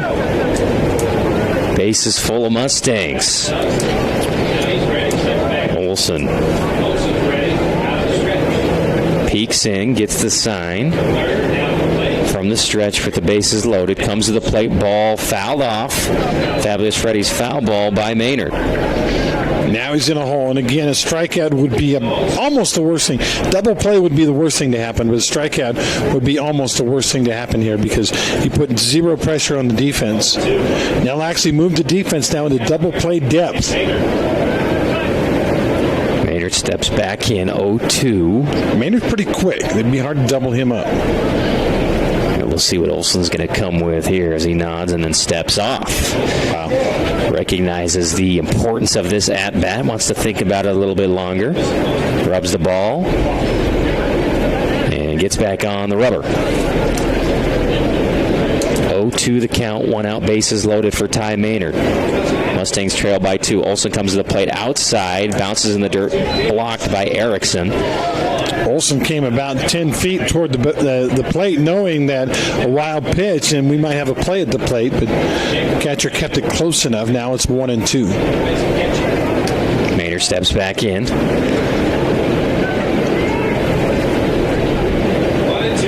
And we'll see if Olson tries to get him to chase. And he throws a high one. Good discipline at the plate, not swinging at the high ball. 2-2. Now to Maynard. This is the money ball. You don't want to go 3-2 with the bases loaded. You've got to get him here. And that's what Olson's probably, he and the catcher are thinking about. We got to get him now. We cannot go to a full count. Comes set, comes to the plate, breaking ball in the dirt. Ball 3, full count. Outside and low. Close enough to make everybody go, whew, that's close. Soto's at third, Evans at second, Starley at first base. Ty Maynard at the plate, full count, 1 out. Huge moment here for Olson on the mound for Green Canyon. Here's the pitch, fastball, fouled off again. Fabulous Freddy's foul ball. Out of play. Went with the high fastball. That would have been ball 4. Would have walked a run home. But, you don't know that until you're already halfway through your swing. And they replenish the balls, throw another bright white brand new ball out to Olson. And he's like, can I get a rosin bag out here at least? Yeah, an emery board or something. Can I spit on it? Here we go. 3-2. Maynard. Here's the pitch. Inside and high. Ball 4. Great at bat by Maynard. He'll walk to first. Barnett's on fire. Stroll to first. And Petey Soto comes in to score to cut the lead to 2-1 for Green Canyon. Yeah, that is technically an RBI because you walk with the bases loaded and then forces a run home. We still got 1 out, and pitching coach for Green Canyon will come out. Actually run out there. I like that little hustle. That's rare. Visits to the mound brought to you by the Scott Gibson team at Intercap Lending. They don't match their rates or their fees. See how much Scott Gibson team can save you today. Call or text 435-619-8080. Years ago, I was doing a game, Dixie State. Mike Littlewood was the manager, the coach, and he got tossed from the game, and there was a door right by the dugout, but he decided there was a door way down at the end of the right field area. He decided this wasn't here. This was up in southern Idaho. He decided he was going to leave the field as slow as he could through that far door, and it took about 10 minutes for him to walk down there. Oh, that's fantastic. Olson high, first pitch to Jays Estridge, who grounded out his first time out. That's how I'd like to go out, too. Nice and slow. 1-0. Bases loaded, 1 out. Here's the fastball. Estridge drills it through the 5-hole for a base hit. That's going to score Trey Evans. And the bases will stay loaded. Nice rip, Jays Estridge. Tied the game at 2. That was a solid single, nothing cheap about it. He pulled it in the hole between third and short, and as good as Geertsen has been at third, there was no chance. Nice job jumping on the second pitch there for Jays. And ties the game up at 2 here in the bottom of the third, and that'll bring up Canyon Kutch, who walked his first time up.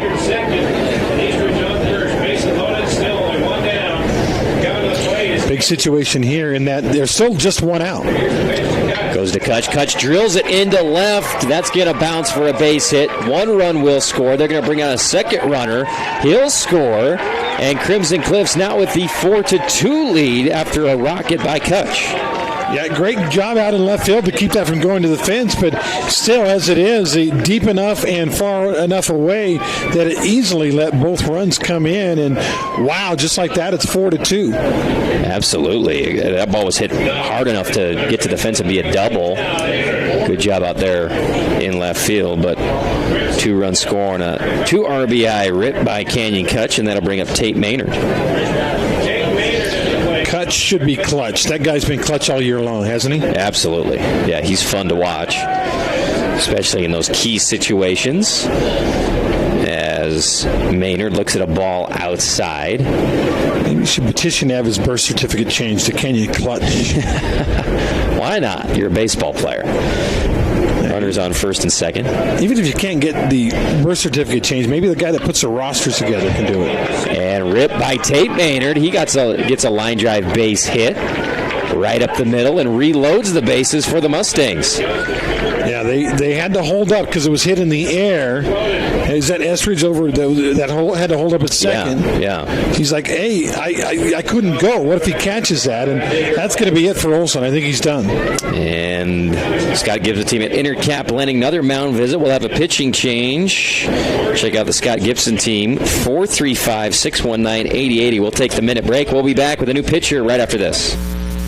Need an appliance or two? AWP's got you. Check out the remodeled, expansive showroom, highlighting the Cafe series with colors like matte black, matte white, and modern glass. Make your kitchen stand out. Come see the local boys at AWP across the freeway from the Bloomington Walmart. It's time to make time to play the majestic Sky Mountain Golf Course. Take advantage of the Sky Mountain. Utah is a place to connect with loved ones, and JRI can help you ensure that connection by protecting yourself, your family, and your assets. JRI Insurance is a team of insurance specialists dedicated to providing the best possible products, pricing, and services available, including great rates for families with teens. With locations in Payson, Saratoga Springs, West Valley, and Cedar City, JRI is proud to represent Utah's insurance company, Bear River Mutual. Visit us at jriteam.com. Need an appliance or two? AWP's got you. Check out the remodeled, expansive showroom, highlighting the Cafe series with colors like matte black, matte white, and modern glass. Make your kitchen stand out. Come see the local boys at AWP across the freeway from the Bloomington Walmart.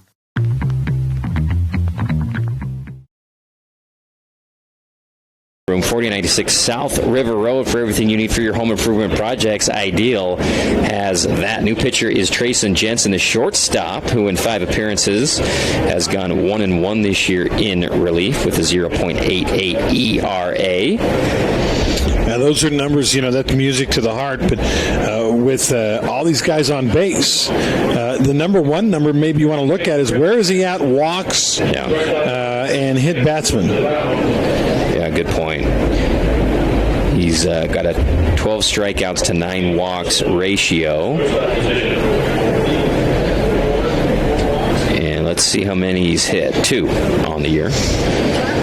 And with the bases loaded, obviously that is very important. You don't, 12 to 9, that's a little bit scary because it's almost a 1-to-1 strikeout to walk ratio. How many innings is those 9 walks? Do you have that number? Yeah, I do. He has pitched, let's see. Thought I had it. Oh, yeah, there it is. Okay. He's pitched 16 innings, so not a lot this year. 9 walks, 16 innings. It's about 1 walk an inning, a little less, maybe half a walk an inning. Here's Jager Baldwin with 1 out and the bases loaded. Erickson loses the ball but blocks it enough to where the runners can't move, and he flips it back to Jensen. That one went a couple of feet short of home plate. Good block by the catcher, but again, you can't afford any wildness at this point. Wild pitch brings in a run, hit batsman brings in a run, a walk brings in a run. Baldwin grounded out to third base his first time up. Here's the pitch. Ball will be hit high into center field. Will it be deep enough for Jay's Estridge at third? Caught in center. He will go, and he will ball cut off. He throws it home, and Jay scores on the sac fly. Took a minute, but he got there. Jay's not the fastest guy on the team, but that ball was, maybe 250 feet out there. You figure, all right, it's going to take a guy with a really strong arm to gun him down, and it wasn't there, and all of a sudden, it's, 5-2 now? Yeah, 5-2. Right? Yeah.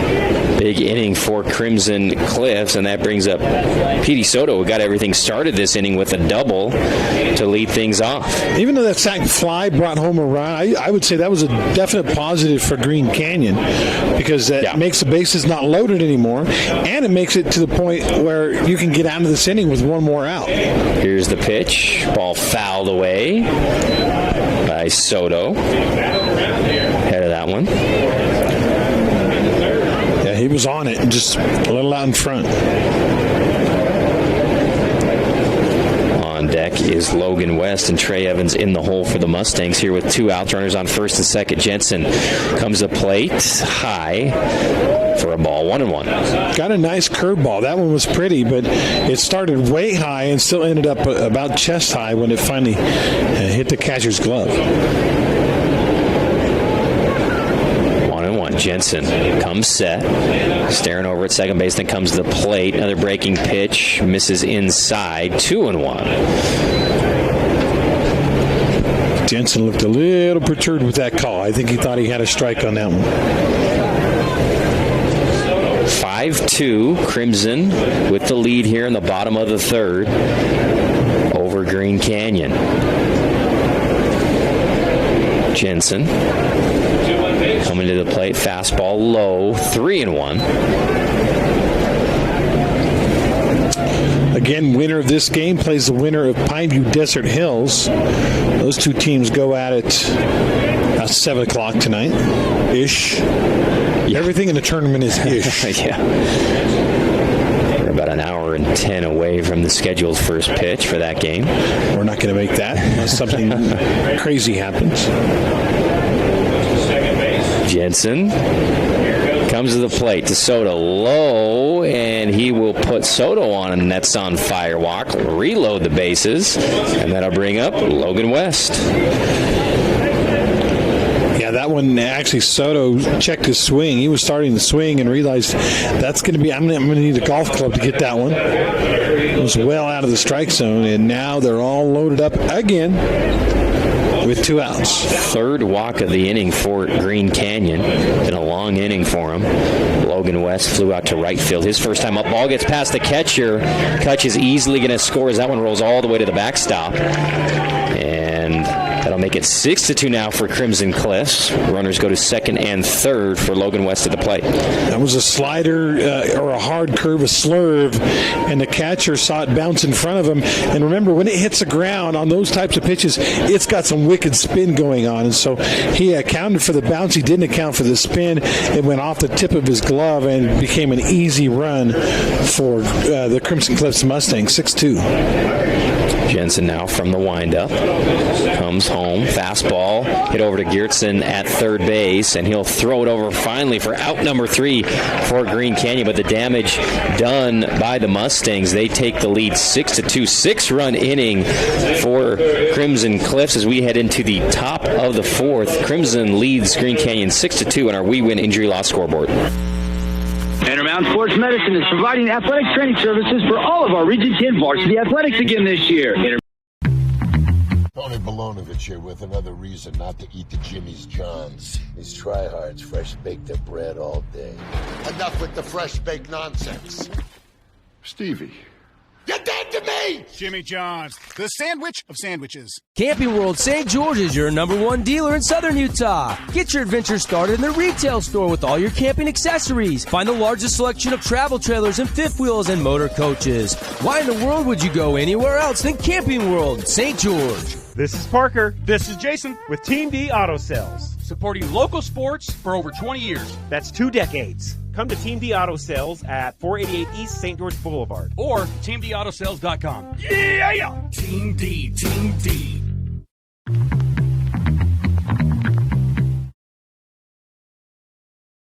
WP, across the freeway from the Bloomington Walmart. Tonight's game is brought to you in part by Nets on Fire. Thanks for being with us. Took him a second, but Crimson Cliffs explodes in the third inning for 6 runs and takes the 6-2 lead here as we start the top of the fourth. And still Barbin remains on the mound for the Mustangs. A lot of baseball left, but kudos to Coach Abbott for Crimson in making the pitching move. I know he wanted to stay with his guy, but to bring Barbin in, and Barbin, although he hasn't been perfect, he kind of calmed things down because, when you're hitting guys and walking runs in and 2 runs are in already, that's when you start to go, okay, if we get in too big a hole, we're in trouble. And if it turned into a 4-run or 5-run inning, that could have been a real problem for Crimson. But instead, he stopped the bleeding. 2 runs came in, and then the offense came through in the bottom of the third. And Carson Proctor will lead things off for the Wolves. He was hit by a pitch, like most of this lineup. His first time up. First pitch is high for a ball. There's going to be some bruises tonight, huh? Need a little ice. 4 on the Wolves and 2 on the Mustangs, I believe. Wow. And Steele, even though nobody's on base, he likes to go from the stretch. Here's the pitch. High. Fastball. 2-0 to Proctor. One of the reasons I never wanted to be a coach and never have been a coach at the high school level is what you do, your whole livelihood depends on 14, 15, 16, 17-year-old guys. And, now it's 3-0, and I guarantee the stress level of Coach Abbott right now is through the roof because he's got a guy that won't throw strikes. 3-0. Here's the pitch. Fastball. That's a pretty one. Strike one. Hate to say it, but a little bit of a mock cheer down there. Like, hey, finally we threw a strike. Proctor, the 9-hitter, hitting .381 for the Wolves. And here's the pitch. Another fastball off the plate, outside, ball 4. I don't believe that that Green Canyon has the bats to come back in this game. But if you keep walking guys, they can. Yep. Yeah, nothing more frustrating, as we've said, for a coach or fans of the team not throwing strikes. Abe Olson comes to the plate. 0 for 1 on the day with a walk. And I promise you there's nobody out there that wants redemption than this guy right here who struggled on the mound in the last inning.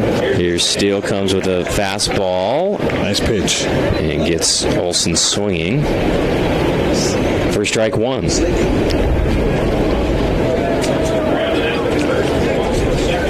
Runner on first with a conservative lead as Steele peers over at him. And comes to the plate. Fastball. Nice shot for another strike. 0-2 now to Abe Olson. Green Canyon still without a hit, although they do have 2 runs. Like I said, reminiscent of the Reds and the Pirates yesterday. It's amazing that's even possible, that you can have a no-hitter and lose the game. Ball outside. Brex thinks about throwing behind the runner at first, but thinks better of it. Throws it back to the pitcher. The only run in that game came on 3 walks and a ground out.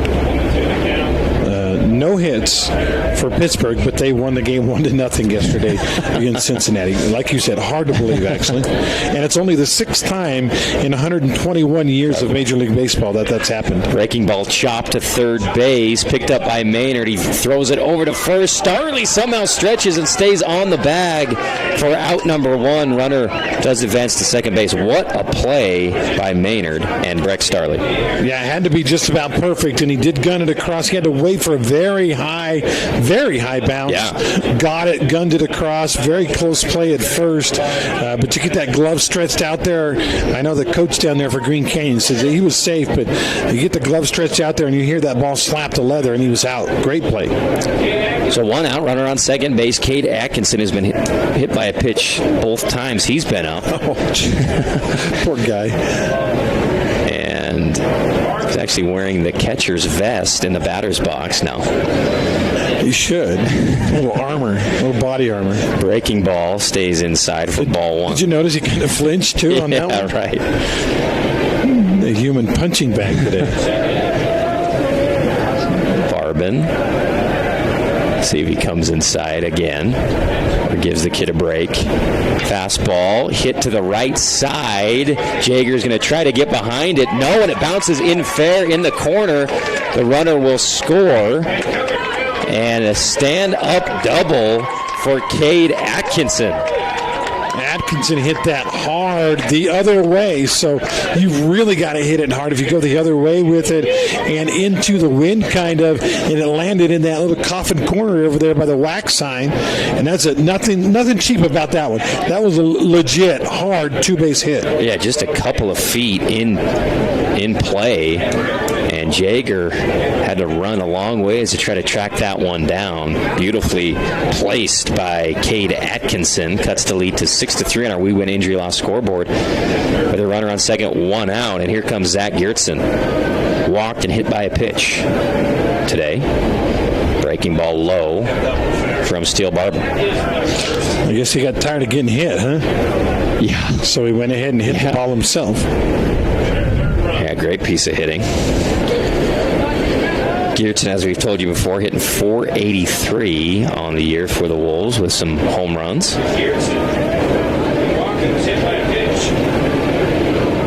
Wiggling that black bat. Fastball, strike. 1-1. From Steele Barbin, the sophomore. Geertsen looked like Superman the first couple of innings, but then a little kryptonite, he made an error on the throw last inning. Here's Barbin. Pitch on the outside part, fouled off by Geertsen for strike 2. 1-2 now to the 3-hitter. I believe Geertsen's one of those that's been hit by a pitch, right? Yes, he has. Yeah, his last time up. Odds are pretty good that somebody, anybody that comes up, gotten a free pass. And we see Coach McClellan down there getting ready for Pineview. Got a couple of backpacks on, getting the gear ready for the squad. Here's the pitch from Barbin. Breaking ball. Geertsen fouls it off somehow. Chops it over to the dugout. Yeah, barely got a piece of that one to stay alive. That was going to be strike 3. Now it's 1-2. And Geertsen steps out and steps back in. Big right-handed senior against a sophomore pitcher. On second base, 1-2 count, 1 out to Geertsen.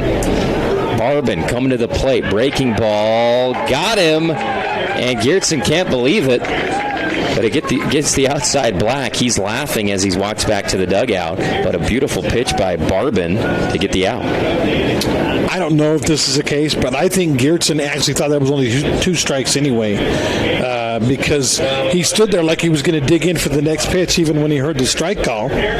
And then the umpire went ahead and segued the strike into an out, and Geertsen was like, wait, what? Yeah, the umpire's like, I know this doesn't happen much to you, but that's what's called a strikeout. You need to go back to the dugout. 2 outs. That'll bring up Riker Erickson, who's 0 for 2 on the day. Barbin comes with a fastball. Call outside corner, strike 1. Another great first name, Riker. Yeah, there's some great baseball names in the tournament this year. Petey Soto is one of my favorites over at shortstop. And you got Steele pitching to Riker. Yeah, right. 2 tough guys. Yeah. 0-1, Steele. Breaking ball. That was wicked. How is that not a strike? I don't know if it was low or what, but call the ball 1-1. Didn't you guys have a guy named Gehrig as his first name yes, today? How cool is that? I want to go back. I want to go back and rename my kid I know. Gehrig. Me too. That's awesome. Well, Cal's pretty cool. Here's the pitch. Fastball high. And 2-1. My guess is you'll probably have another kid or two, Andy. You have the opportunity to learn from all these guys and pick. Yeah, right. Pick. I like, a former Desert Hills head coach named his kid Ripken. Oh, that's first cool. name. Ripken. That's cool. I like that. And that was right after Cal Ripken had retired. Yeah, one of my favorites.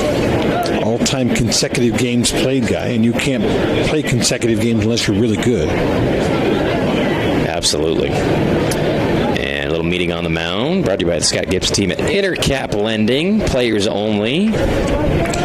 It's funny, I was not a fan of the Baltimore Orioles. I couldn't care less about them. Sure. But I was a fan of Cal Ripken. I think everyone was a fan of Cal Ripken. Kind of like Ryan Sandberg of the Cubs. Absolutely. Even if you don't like the Cubs, how could you not like Ryan Sandberg? In fact, as Steele throws it over to second, I think our own Devin Dixon was at the famous All-Star game where Cal walked off with a home run. Really? Later in his career in Seattle. Take a picture, Devin, because I don't believe it unless you have a picture. Yeah, he's got a flag. He's got no photographic evidence. But we still believe him. 2-1, ball hit into center field. Logan West's going to have to chase this one down. He does. For out number 3. Green Canyon does get a run on one hit by Cade Atkinson on the We Win and Draw scoreboard. Crimson 6, Green Canyon 3. We'll be back at the bottom of the 4th right after this. Ace is the place with the health so hard. See Hearst first this month for great deals on red hot buys at Hearst Ace Hardware. Make sure and get an Ace Rewards card for savings around the house, the yard, or the job site. Stop by Hearst General Store Ace Hardware, conveniently located in the heart of downtown Cedar City and St. George. The real estate market in southern Utah is booming. Before you sell, talk to a Red Rock real estate agent to see what your home is worth. You may be surprised. If you're looking to buy a home, check out all their listings at redrockrealestate.com. Voted the best real estate company in southern Utah 2 years in a row. Red Rock Real Estate. Hey, time out. I've got a loan for you. Scott Gibson here with Intercap Lending. Put me in the finance game to work for you. No matter what you're looking for, to build, buy, or refinance, I can help. So don't drop the ball and let me, with my 25 years experience, go to work for you. 435-619-8080. It's time to play the majestic Sky Mountain Golf Course. Take advantage of the Sky Mountain radio-only special. Play 18 holes with cart, get lunch and range balls. It's all included for just $49 per player. Call for tee times and all the details at Sky Mountain Golf Course in Hurricane. Tonight's game is brought to you in part by Interior Design Center. Welcome back for a state baseball tournament from Bruce Hurst Field. Appreciate all of our sponsors helping us bring you the game, including Intermountain Sports Performance. Check out the guys over there, Brennan Ames and the team doing an excellent job helping your athletes get bigger, faster, stronger. At Intermountain Sports Performance, they've been training region athletes for over 20 years, accomplished their goals of all ages. And we got a 6-3 ball game. And Crimson Cliffs 6 runs on 5 hits. Green Canyon 3 runs on 1 hit. They've also committed a couple errors. Trayson Jensen remains in the game on the mound for the Wolves. Yeah, I'm looking at that scoreboard, and the biggest number I see is the one that has a 0. It's the errors on Crimson Cliffs.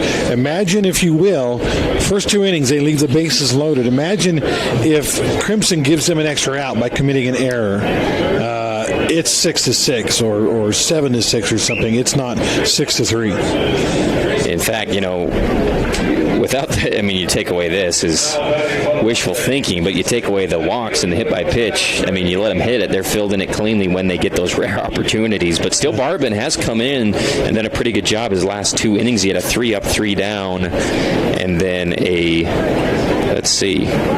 5 up, 3 down. As Evans takes a big swing for strike 1 to lead off the bottom of the 4th here for Crimson. Right on the dish. Pretty close to the dish if Jensen tries to move him back. And he's going to rip this one, line drive, base hit, and the left fielder almost had a bounce over his head, but used his naked hand to knock it down. Hey, you wear leather for a reason, young fella. Use it, but actually, if he doesn't barehand that one, it gets past him. And and Evans is over there at third, probably. Nice rip by Evans, first hit of the day. Bring up Brex Starley, who's singled and walked in this game.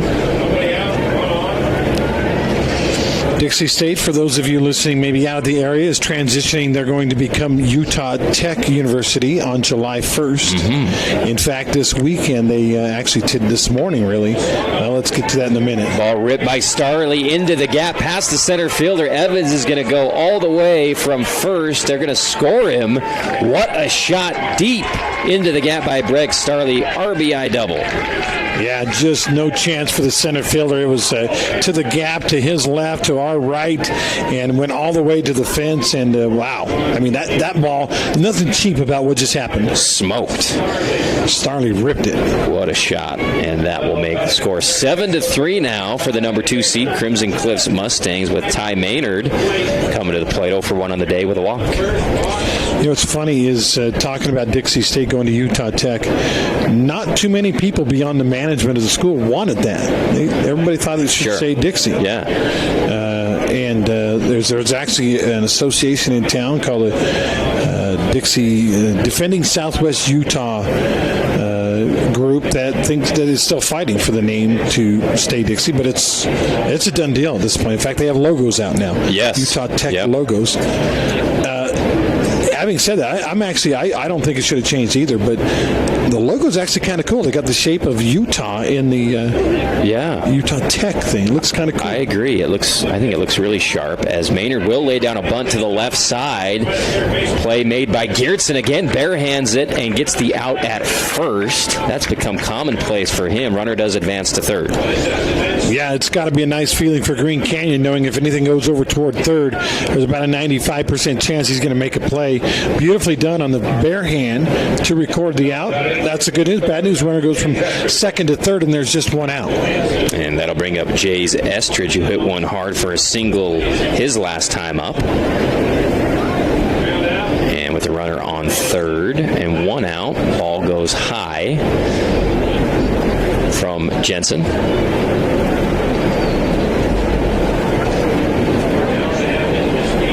Utah Tech is still a university. They're going to offer most programs, but a lot of folks really critical. There's a grounder. Ball hit hard to shortstop. He was played up because the runner on third and didn't have enough reaction time to make the play. Could have been routine. You've been talking about that all game, Andy. Yeah. Why play that close?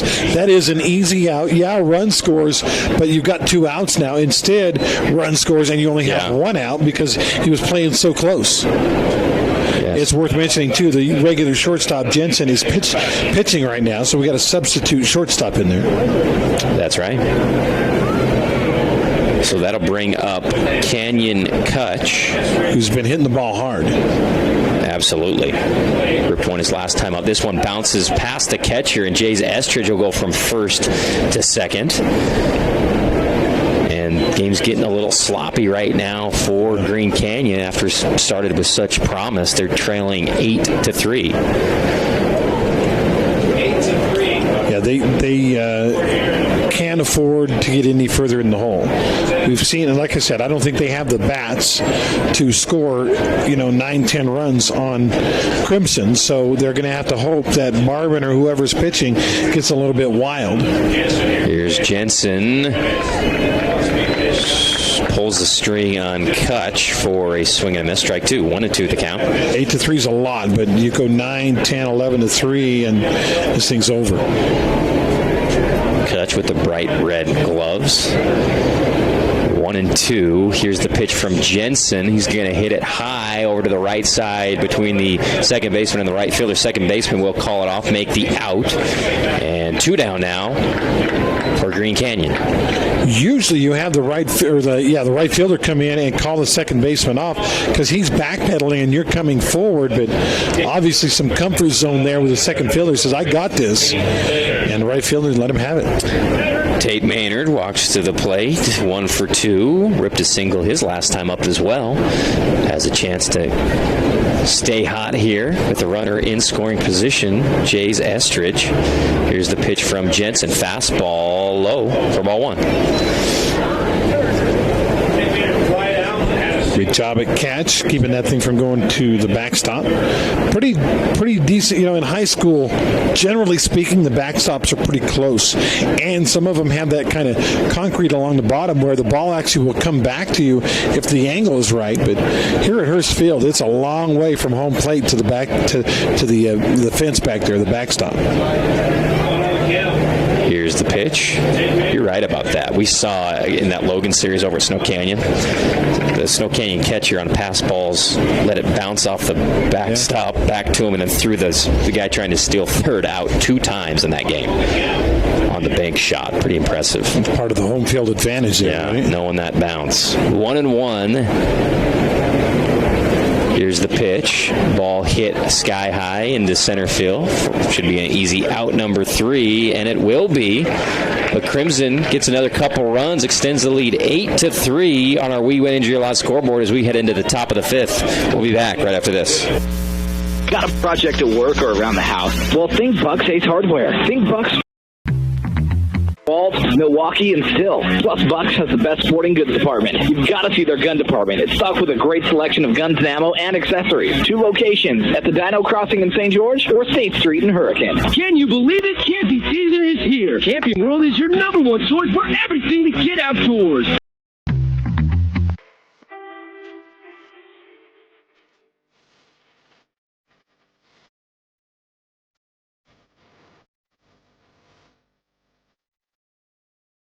Got a project at work or around the house? Well, think Bucks Ace Hardware. Think Bucks for all the top brands like DeWalt, Milwaukee, and Stihl. Plus, Bucks has the best sporting goods department. You've got to see their gun department. It's stocked with a great selection of guns and ammo and accessories. 2 locations at the Dino Crossing in St. George or State Street in Hurricane.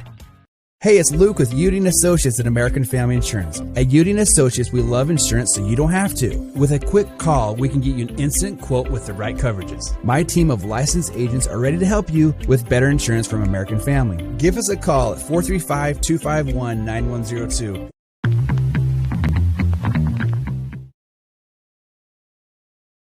Bringing us the stats, as always. Lighted up Region 10 since 1946. Wilkinson's House of Lighting has been a fan of all Southern Utah sports. Lights, fans, and fixtures, contractors, and homeowners are always welcome at Wilkinson's House of Lighting. Leading off for Green Canyon will be Coleman Bob, the number 5 hitter. He's 0 for 1 on the day with a walk. On the mound still is Steele Barbin. Yeah, it's been amazing. The number one stat as we look at our Wilkinson stats has been the free pass. And, Green Canyon got the lead early due to the free pass. And it was part of things, and hit batter, but it was part of things in the rally for Crimson, too. The reason they were able to take the lead is they were set up with some free passes, and then they also hit the ball pretty hard. Here's Barbin.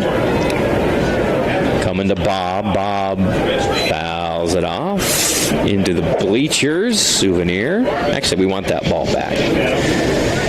And we own 1 to Bob.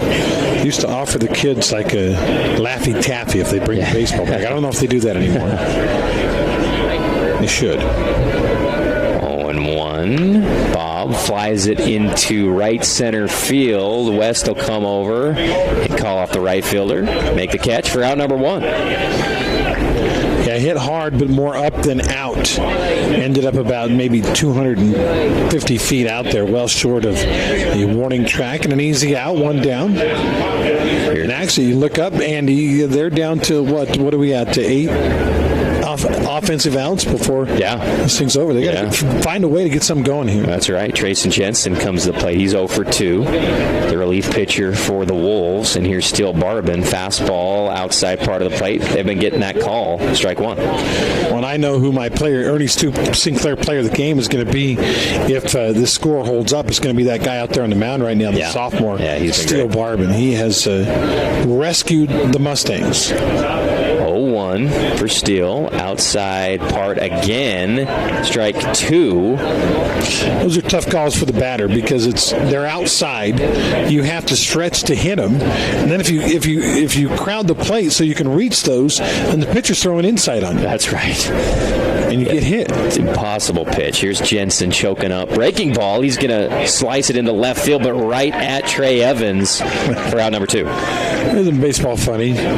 You can, and that's where, as a hitter, you've got to think about, all right, this is about the process, about learning and hitting the ball, and the next one you hit that hard is going to go to the gap or down a line, and you're going to get extra bases. But that one, he hit the ball on the screws as hard as you can, and it went on a line drive right to the left fielder. It's a tough break. Brings up Will Wheatley, the designated hitter. He's grounded out to shortstop twice today. No Wesley Crusher references, huh? Will Wheaton. Okay. Yeah, Will Wheaton, sure. Will Wheatley. Pretty close. Yeah. My name is Andy Griffin, so if anybody deserves to use any TV references, I can. You earned it. My whole life, yeah.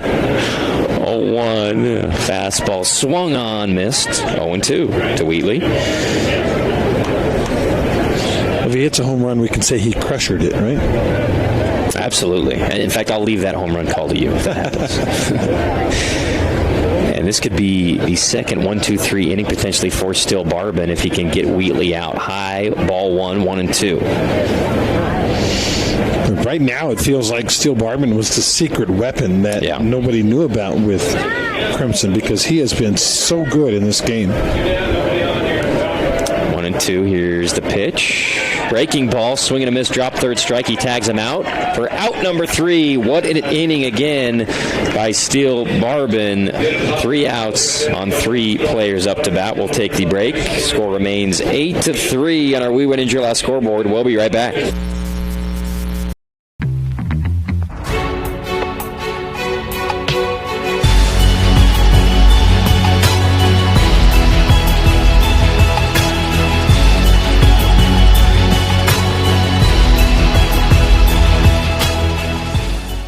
Hey Southern Utah, Tyler here, Boulevard Home. We wanted to take this time to thank you for voting us the best furniture and appliance store in Southern Utah again this year.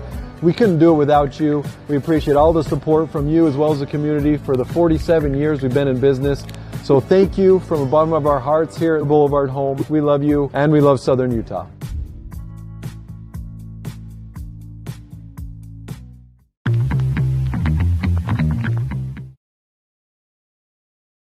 Store. Get your card today. Ernie's, St. George, Hurricane, Cedar, and in Beaver. This month, InfoWest would like to give all new customers who sign up for InfoWest high-speed wireless internet $100. This is a limited-time offer for new customers only. For details, go to InfoWest.com. Isn't it time to come home to InfoWest? The Internet people.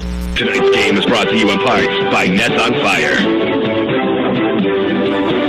Welcome back. Appreciate Nets on Fire sponsoring our walks today, and been a lot of them. They got their money's worth, didn't they? 100%.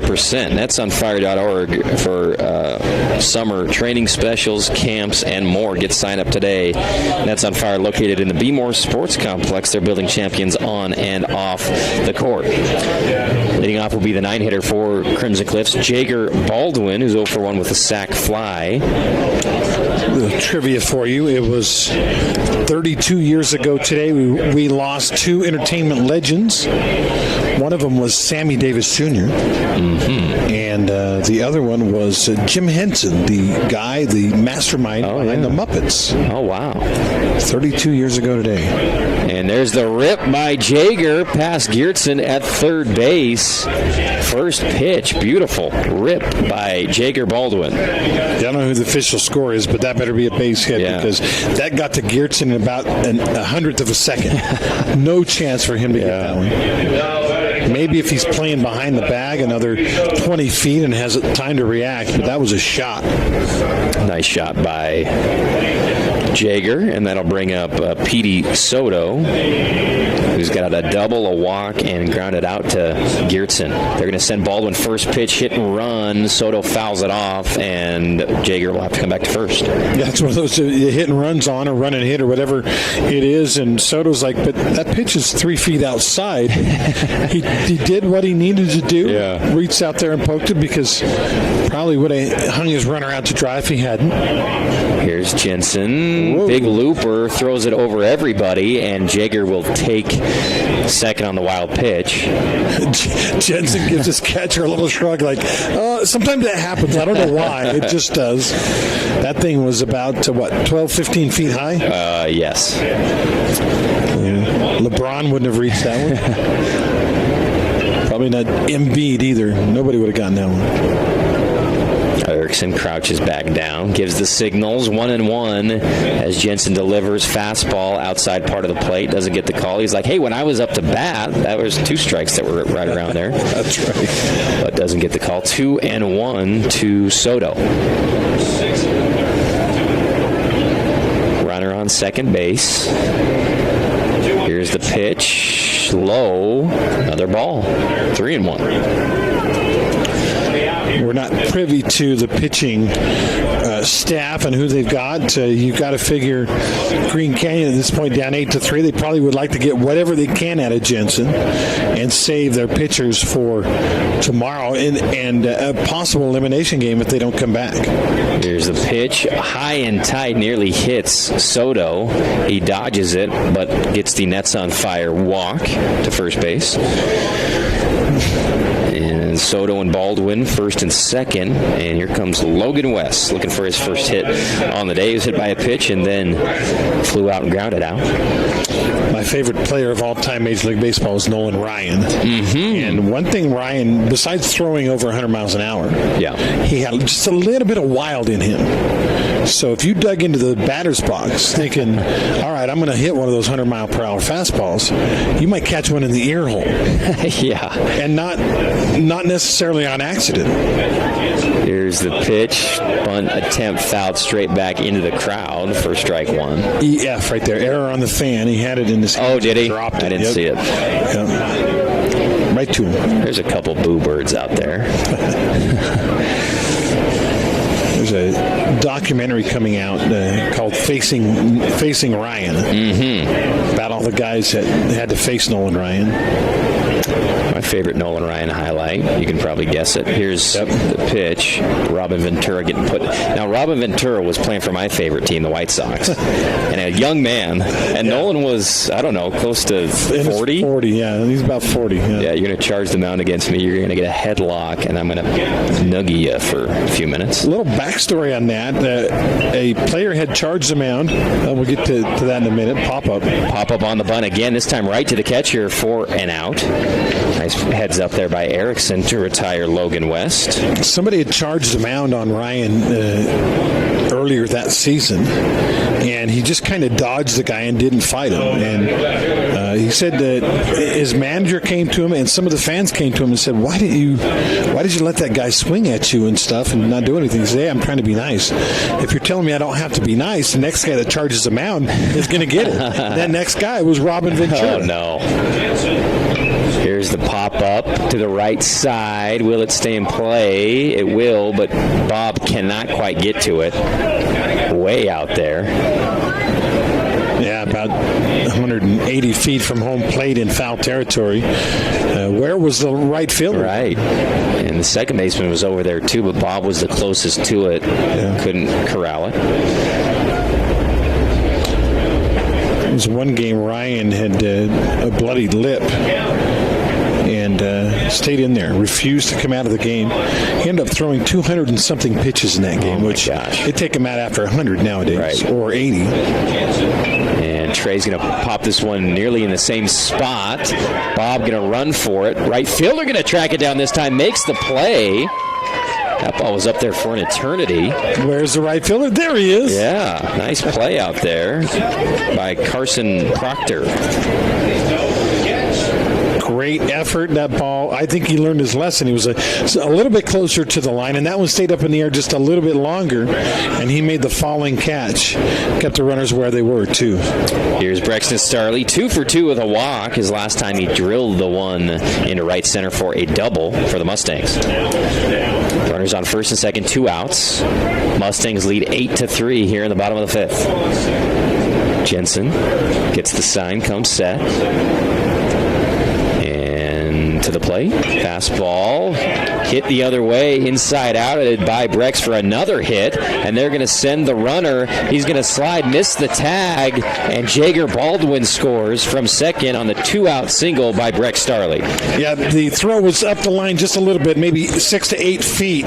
So the catcher had to catch the ball and then reach around and try to get the base runner as he went by. But at that point, the runner was just past him, was able to touch the plate, and another run in. It's now 9-3. So Starley, 3 hits, 2, in fact, all 3 of them technically the other way. Yeah. And that'll bring up Ty Maynard.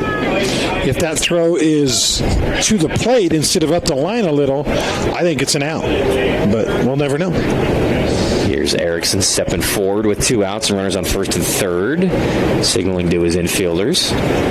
Situation with Ty Maynard up, who is grounded out, walked, and sack bunted his last time up. Here's the pitch to Maynard. He's going to hit it into center field. Routine fly ball for Stewart to put away out number 3. But the Mustangs do get a run, 9-3. As we head into the top of the 6th, Mustangs lead by 6 on our We Win Injury Loss scoreboard. This is Parker. This is Jason with Team D Auto Sales, supporting local sports for over 20 years. That's 2 decades. Come to Team D Auto Sales at 488 East St. George Boulevard or teamdautosales.com. Yeah! Team D, Team D. Intermountain Sports Medicine is providing athletic training services for all of our Region 10 varsity athletics again this year. Intermountain's partnership is benefiting our community with safer competition for our local athletes. If you've had a sports injury, call Dr. Millard and the great staff today, 251-3600. This is Tyler from We Win Injury Law. We win for you, period. If you have been in a motorcycle accident, car accident, hit by a semi-truck, or bitten by a dog, we will fight and win for you, period. Visit 435wewin.com to have me look at your case. Hey, it's Luke with Uding Associates at American Family Insurance. At Uding Associates, we love insurance so you don't have to. With a quick call, we can get you an instant quote with the right coverages. My team of licensed agents are ready to help you with better insurance from American Family. Give us a call at 435-251-9102. Tonight's game is brought to you in part by Interior Design Center.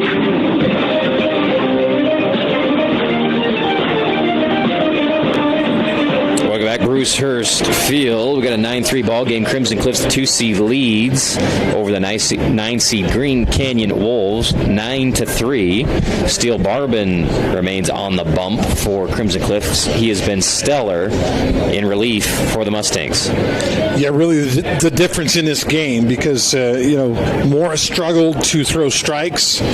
The Wolves got 2 runs home without benefit of a hit because of hit batters and walks. And Barbin, what he did was he came in, settled things down, and that's exactly what they needed. So their offense could get things going, and now they've got 9 runs on the board and a lead.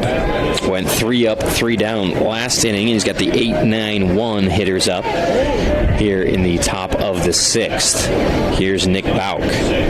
He'll hit this one mile high into left center, and center fielder Logan West runs all the way over to pretty much left field to catch this one. Yeah, as we know, center fielder is the captain of the outfield, and if he has a beat on the ball and says, I got it, you must defer to him, no matter who you are or what position you play. That time, center fielder West had it, and he took it. Bad news Bears situation with the center fielder trying to get to everything.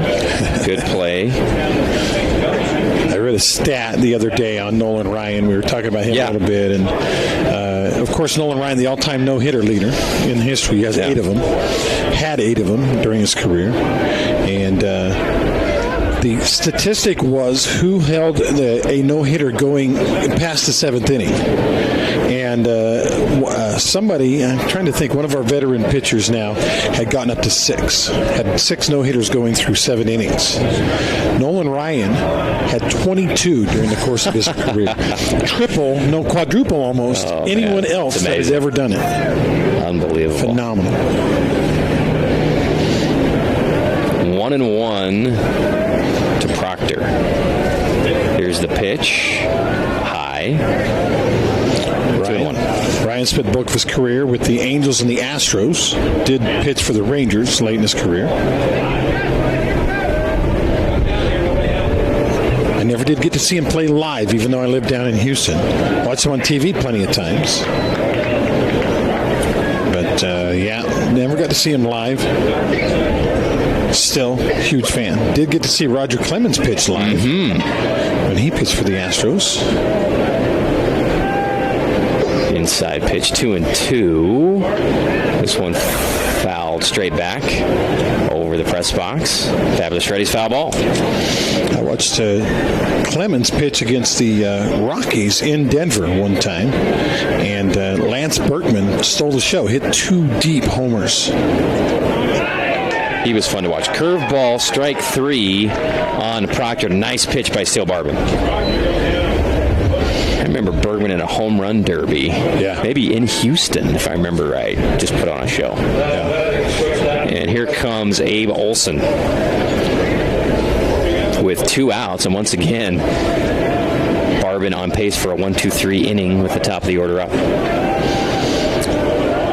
The other thing that maybe left a memorable impression on me that night at Coors Field was we bought 2 hot dogs and 2 mini pizzas, and it cost $58. And I decided I was going to bring my own food if I ever went back to a major league game. And this was a few years ago. Yeah, this was. Now it'd probably be over 100. Around 2000, maybe 2005, something like that. Amazing. I don't know how you can charge that much for a little piece of food. 2-0, ball hit into right field. Jager's got a beat on it out there.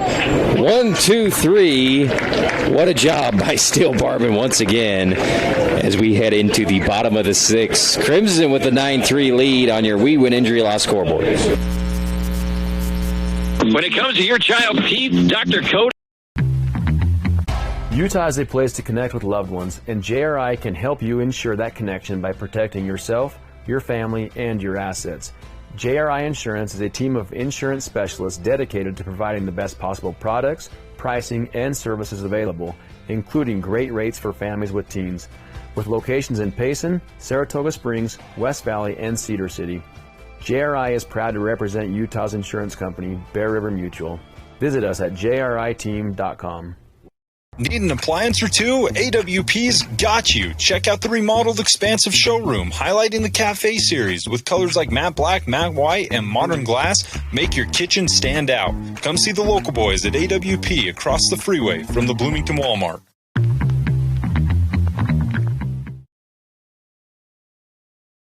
Finance, I can help. So don't drop the ball and let me, with my 25 years experience, go to work for you. 435-619-8080. Welcome back to the action, brought to you in part by Ideal Home and Paint.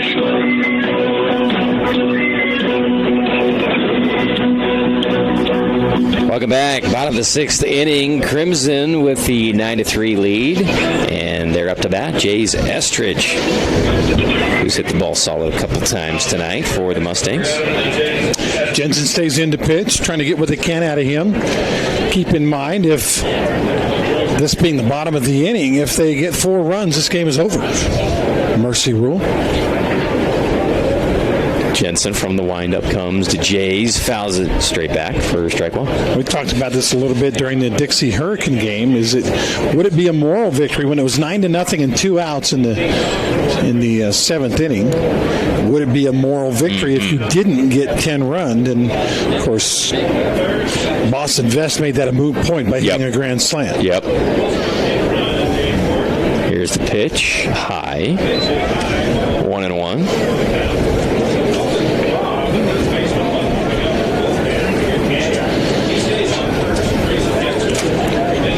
Double D back in the box. What's up, D? Jensen coming with a breaking ball, 2-1 to Jays. Who got on an error his last time up, but has a single also today. Due up next here on ESPN Radio is Pineview and Desert Hills, 2 region rivals. Split their games this year. Right? Am I get that right? Or did Pineview take 2? Now I got to look it up. Here's Jensen, 2-2 pitch to Estridge. Fires at Estridge, rips it into left center. It looks like the left fielder thought he had a beat on it, but he didn't. Bounces off the wall, and Estridge is going to get to second base, standing up. Nice rip. Yeah, left fielder looking into the sun in his defense on that line drive high fly ball. And it was a line drive, not a high fly ball, deep fly ball. And he looked at it and said, I got this. Wait a minute, I don't have it. Went over his head and off of the Trailblazers sign out there. Yeah, the way that jumped off the bat, I was surprised that the left fielder seemed to be camping under it, but he apparently, he wasn't camping under it. Your point of reference should have been run to the wall and then run forward if you need to. And he might have had an out on that play, but Estridge at second. Kutch now up to bat. Another Mustang having a pretty good game. We did fly out to second base his last time up. 0-1 to Kutch. The next Thompson kid is Canyon in the running, maybe, for I like that. Thompson kid. I like the, what is that called? The names all start with the same letter. 1-1 to Kutch. Oh, a little alliteration. Alliteration. See, I knew I could count on a writer to tell me what that was. Canyon and Cal and Canyon. Got some girls in there, right? Maybe Carrie? Yeah, let's see. I don't know about Carrie. 2-1. You can't go soft C like Celeste. That won't work. Right, yeah, it's got to be the hard one. I'm trying to think. Christy.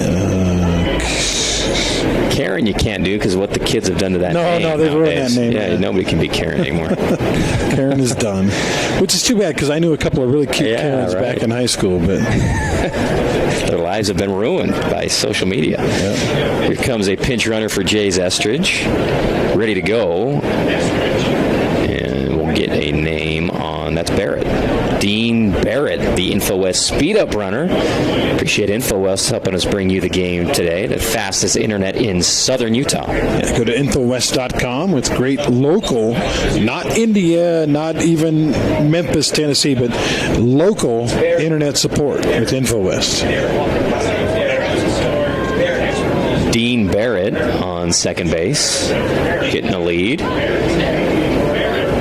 And here's the pitch. Looped into trouble. That weird place that nobody can get to, and it's going to fall for a double over in the right side in that Bermuda Triangle that's been hit 3 times in the last couple innings, AG, and nobody could get to it in right field. Yeah, one of them was a foul ball because it didn't get on the right side of the line. One of them was caught by the right fielder, and that one just landed in fair ground between those 3 guys. Nobody could get to it. And it wasn't a comedy of errors on the defense. That was just a location thing. That ball landed exactly where nobody could reach it. Runners on second and third now. No outs, and here comes Tate Maynard, who's 1 for 3 on the day. And bring the infield in again on the edge of the grass. Yeah. Fouls off the first pitch. Fabulous Freddy's foul ball for strike 1. 0-1. And we'll see if he hits a hot shot on the infield again. Try to pepper this infield that's moved up. Yeah, I would. Here's the pitch. Misses everything, and the ball bounces off the backstop, but the speed-up runner Dean Barrett will score on the wild pitch, and it increased the lead 10-3 for the Mustangs. Sometimes it just doesn't turn over for Jensen. That one was supposed to be a breaking ball that would drop. It never dropped. Stayed way high, and again, you get Manute Bull and Sean Bradley back there. They're still not catching it. Maybe if Manute stood on Sean's shoulders. So 2 doubles in a row for Crimson Cliffs, and a wild pitch scores a run and advances Canyon Kutch to third base with Tate Maynard up to the plate. 1-1 the count. Here's Jensen. Throws another high one. This time the catcher is able to get it, though, for ball 2. Yeah, but he had to come up out of his stance, and I have a feeling Jensen's getting a little bit tired. Out there a long time, a lot of runs scored. Jager Baldwin on deck. Here's Jensen to the mound. Ball turned on, high into left field. Trouble with the sun again. It's going to fly over his head onto the warning track, bounce up against the wall, and Tate Maynard will have an RBI double with no outs. Tough deal. You're looking right into that sun out in the west. They're hitting line drives, hard shots that go just in a... if they were actually a little higher, if they were high fly balls, you might have a better chance, but those are line drives out there, and those are tough to handle. In fact, we saw the right fielder run over and give the left fielder his sunglasses just now. Now it is 11-3 with the 9-hitter Jager Baldwin up, who singled his last time up. And 2 more runs. We got the winning runs up at the plate. I was going to say, I made a comment about that before we started this inning, and probably a few people are like, "What are you, stupid? It's a 4-run lead. It's a 4-1 difference for." Well, now we're close. It's 2 runs. In fact, the mercy rule run is at the plate. Jensen throws ball 1. And there's a big old 0 under the out category out there. Yep. 1-0. Jager Baldwin at the plate with Tate Maynard at second base. An 11-3 lead for the Mustangs. Fastball called strike 1.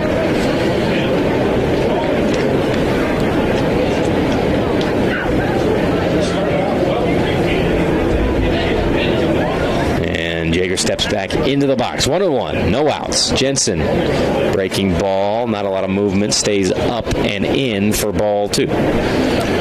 Last Friday we did Cedar Desert Hills, a doubleheader. Yeah. And Cedar made a great comeback and won the first game 3-2, but then the second game was all Desert Hills, 16-7. Yeah. This game is kind of a one-game version of that. Right. Where early on, the Wildness in Green Canyon had a lot of hope. They were up 2-0. Through 2.5 innings, they're feeling pretty good about themselves, and Steele Barban came in to settle things down, and then, boy, did the bats show up for Crimson. They've been knocking it around. Yeah, it didn't seem like it was Crimson's day with how the starter Aaron Morris struggled to find the plate, and one of their best pitchers, so you figure the guy they're going to bring in isn't going to be as good as Morris, but then Steele Barban is throwing awesome. You do the math, you go, well, this guy didn't start because he's not as good as the other guy. Well, wrong on that account this time anyway. Barban's been great. Full count, Jensen coming to Jaeger, plunks him on the hip, another hit by pitch, and Baldwin will go to first base. How about that? He took off his little protective gear and then sprinted to first base, even though it was a dead ball. And that'll put runners on first and second, top of the order. Here comes Petey Soto. Now you've got the mercy run over at first base. Extra base hit, and this game's over. Soto, 1 and 2 on the day with a pair of walks as well. Runners on first and second, nobody out for Jensen. The relief pitcher started the game at shortstop. Comes to the plate, outside, one hop. Runner goes from second to third and from first to second on kind of a delay. I think the catcher, Erickson, looked at the runner from second going to third saying, he's got too good of a jump, but then Jaeger followed suit, and he just wasn't ready for it to make throw down to second. That was one of those deals where the ball didn't go very far, but the guy at second was ready to move, and he knew, all right, I'm not going to get him. And then he looked up, and that guy's moving from first to second. He's like, I can get him, but it was too late. Here's the pitch. Inside, ball 2-0. And now you've got the mercy run in scoring position. So really anything into the outfield that finds green grass, and this game is going to be over. Soto, 2-0 count. Love to get a fastball here, middle in. He could turn on. Here's the pitch from Jensen. Leaves it high, ball 3. Got a fastball, but it was sadly strike zone. Soto would love to load the bases here. Logan West on deck. Breaking ball hit high into shallow center field. Stewart's going to have to sprint up to make the catch. He makes the catch, and runners stay at second and third. Now 1 out. Logan West comes up to the plate. That's where coach says, I trust you. Only swing at it if it's a really good pitch. And then he pops it up. And Logan West, 0-for-3 on the day. Hit by pitch in the first inning. And we've got a coach coming out for the Intercap Lending mound visit.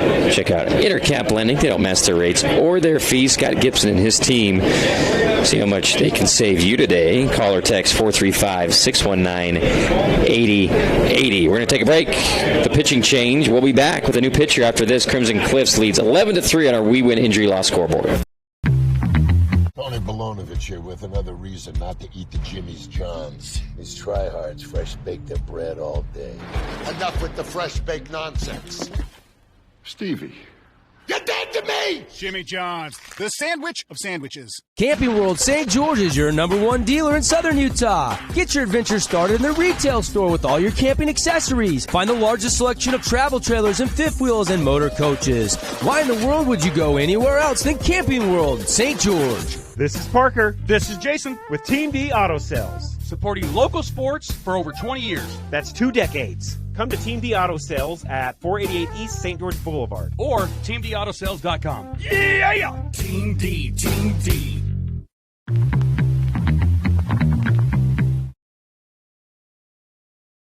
At Udine Associates, we love insurance so you don't have to. With a quick call, we can get you an instant quote with the right coverages. My team of licensed agents are ready to help you with better insurance from American Family. Give us a call at 435-251-9102. Tonight's game is brought to you in part by the East West Clinic in St. George. Yeah, appreciate Anodyne Health and Wellness helping us bring you the action tonight. Check them out at 435-773-7790. Stop living in pain and taking medication to mask your pain. Anodyne Pain and Wellness in St. George is here to help. Love the kids they have doing the Anodyne commercials. Good stuff. Fantastic job. You know what I did? I did some research. Love that. That's right. In fact, one of them I think is a rising star in the radio world named Vivian Dixon, I believe, if I'm not mistaken. I think her friends call her Viv. I think you're right. Yeah. But her professional, name for the radio ads as Bob, the new pitcher for Green Canyon, was over at first base, come and pitch. In relief. But at this point, you're not trying to save the game as far as getting a win, but you're trying to save the mercy rule. You want this guy to come in, get a couple of outs before 2 more runs come in, and then you at least get your hacks in the 7th inning. That's the goal. Coleman Bob only has pitched 7 1/3 innings all season long. But done well, 1.19 ERA. Runners on second and third. Pitch to West outside. Almost threw that one to the backstop. 1 out as we see Pine View, 3 seed, all in white, warming up on the practice diamond over in left field. Foul territory in left field, I should say. Here's Bob coming to the plate. Outside again. Ball 2. We've seen nothing but blowouts, 3 straight blowout games. That late game promises to be the best of the lot, though, with Desert Hills and Pineview, 2 old rivals. I think so, too. We think there's a pitch high. We think it'll be Goobler on the mound for the Thunder.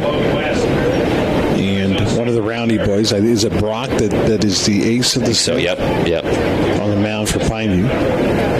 3-0 for Bob to Logan West with Trey Evans on deck for the Mustangs. Bob just trying to get one over, and he can't do it. Leaves it high and out for ball 4. Another Nets on fire. Walk to first base for Logan West. You have anywhere the number of free passes in this game? I don't have that on me, but I can tell you that's a lot. I can find it, though. I got Game Changer. I'll find it for you. Here's Trey Evans with the bases juiced, 1 out. Winning run on second base for the 10-run rule. He's going to drill one deep into left center.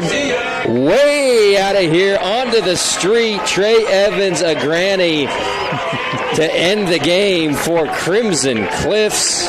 What a way to do it for the sophomore. That looks strangely familiar. We watched a game about 3 hours ago in which the bases were loaded, mercy rule on the line, and Boston Vest set it roughly the same place, a little bit to the left, and this game's over. That's it. It's done. 15-3 in 6 innings. Crimson Cliffs lives up to their number 2 seed, and what a shot by Trey Evans. Crowd rose to their feet for that one. We're going to take a 1-minute break. We'll be back with the Johnson Pediatrics post-game show right after this on ESPN 97.7. Hey, market in Southern Utah is booming. Before you sell, talk to a Red Rock real estate agent to see what your home is worth. You may be surprised. If you're looking to buy a home, check out all their listings at redrockrealestate.com. Voted the best real estate company in Southern Utah 2 years in a row. Red Rock Real Estate. Hey, it's Luke with Udine Associates at American Family Insurance. At Udine Associates, we love insurance so you don't have to. With a quick call, we can get you an instant quote with the right coverages. My team of licensed agents are ready to help you with better insurance from American Family. Give us a call at 435-251-9102. It's time to make time to play the majestic Sky Mountain Golf Course. Take advantage of the Sky Mountain radio-only special. Play 18 holes with cart, get lunch and range balls. It's all included for just $49 per player. Call for tee times and all the details at Sky Mountain Golf Course in Hurricane. Since 1946, Wilkinson's House of Lighting has been a fan of all Southern Utah high school sports. These are special kids. Help us celebrate these young men and women and all the student athletes by getting out to the games and cheering them on. From Wilkinson's House of Lighting.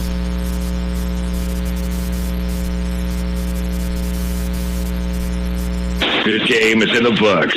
Let's send it down live for the Johnson Pediatrics postgame show.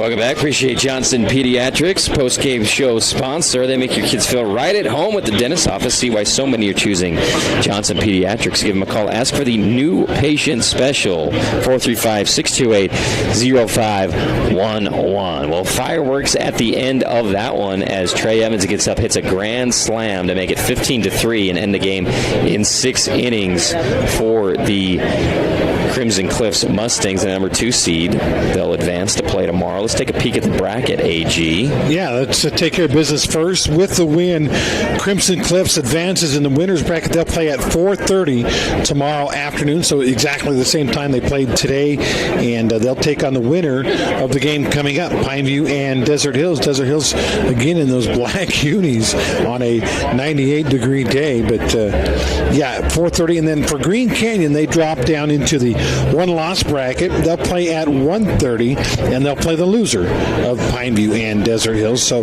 right now we have, if you want to go Final Four as far as the teams that are in the winner's bracket, Dixie Bear River, that game will be at 7 o'clock tomorrow night, and then the 4:30 game, Crimson Cliffs and either Pineview or Desert Hills. That's your updated bracket for now.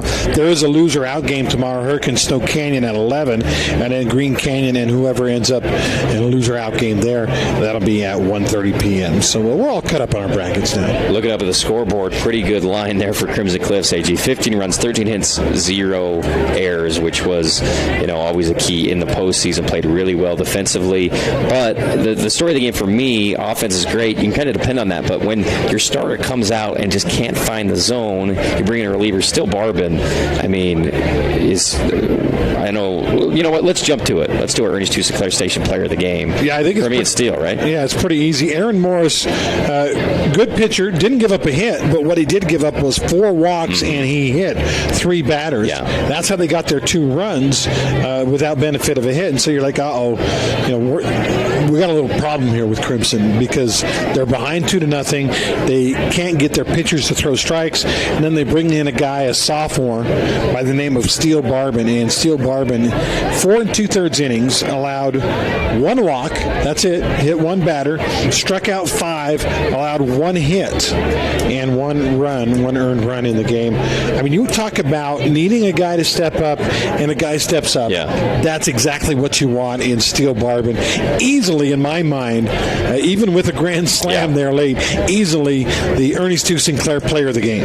Ernest Two has you covered. Fuel up and grab a snack like their famous chicken strips at Ernest Two Sinclair Station. And they've been delivering your Player of the Game all season long. And tonight, it's Steele Barbin, the sophomore pitcher, coming in relief for the Mustangs. Let's name our AWP AG, our Appliance Wholesalers Plus Playmaker Play of the Game. It's easier than you think to buy, direct, and save at AWP, the number 1 playmakers in the appliance business, open to the public and across the freeway from Bloomington Walmart.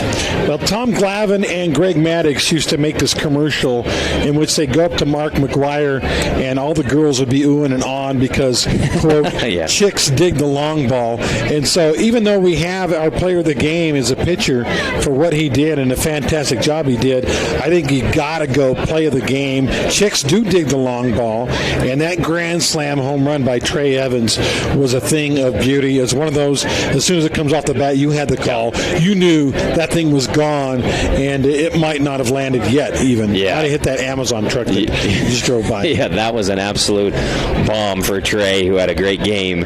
He also had another hit and in that game and hit the ball hard all day long, but that was an absolute no-doubter to end the game for Crimson Cliffs. So that is our AWP Appliance Wholesalers Plus Playmaker Play of the Game. Also want to thank Morgan Pest Control. They're celebrating 60 years, and for every win this year, they're donating $60 to the school of the winning team. And right now, if you call Morgan, your first 4 sprays are just $60. Give them a call at 435-673-9172. Before we send it to break and get going on the pregame for our next game, AG, your final thoughts before signing off on day 1 of the tourney. Well, I kind of felt like Crimson was going to get the bats going eventually, no matter who was pitching for Green Canyon. And so, again, the emotion in this game was, could Crimson stop the free passes, stop the hit batters, and they did it, and Steele Barbin did it. And so the emotion of the game changed when Barbin came in and stopped the bleeding, and then an inning and a half later, 6 runs came in via offensive power for Crimson Cliffs. And I think there's a reason they were ranked number 1 most of the year. Yeah, they came in as a number 2 seed, but still, this is a very good baseball team, the Crimson Cliffs Mustangs, and they got both their aces still ahead of them as they were able to get an incredible pitching performance from sophomore Steele Barbin. Crimson again plays 4:30 tomorrow afternoon right here at Hurst Field in the state tournament, and they'll play the winner of Pineview and Desert Hills. All right, we'll take the break. We'll be back with the Interior Design Center pregame show. Desert Hills taking on Pineview next right here on ESPN 97.7.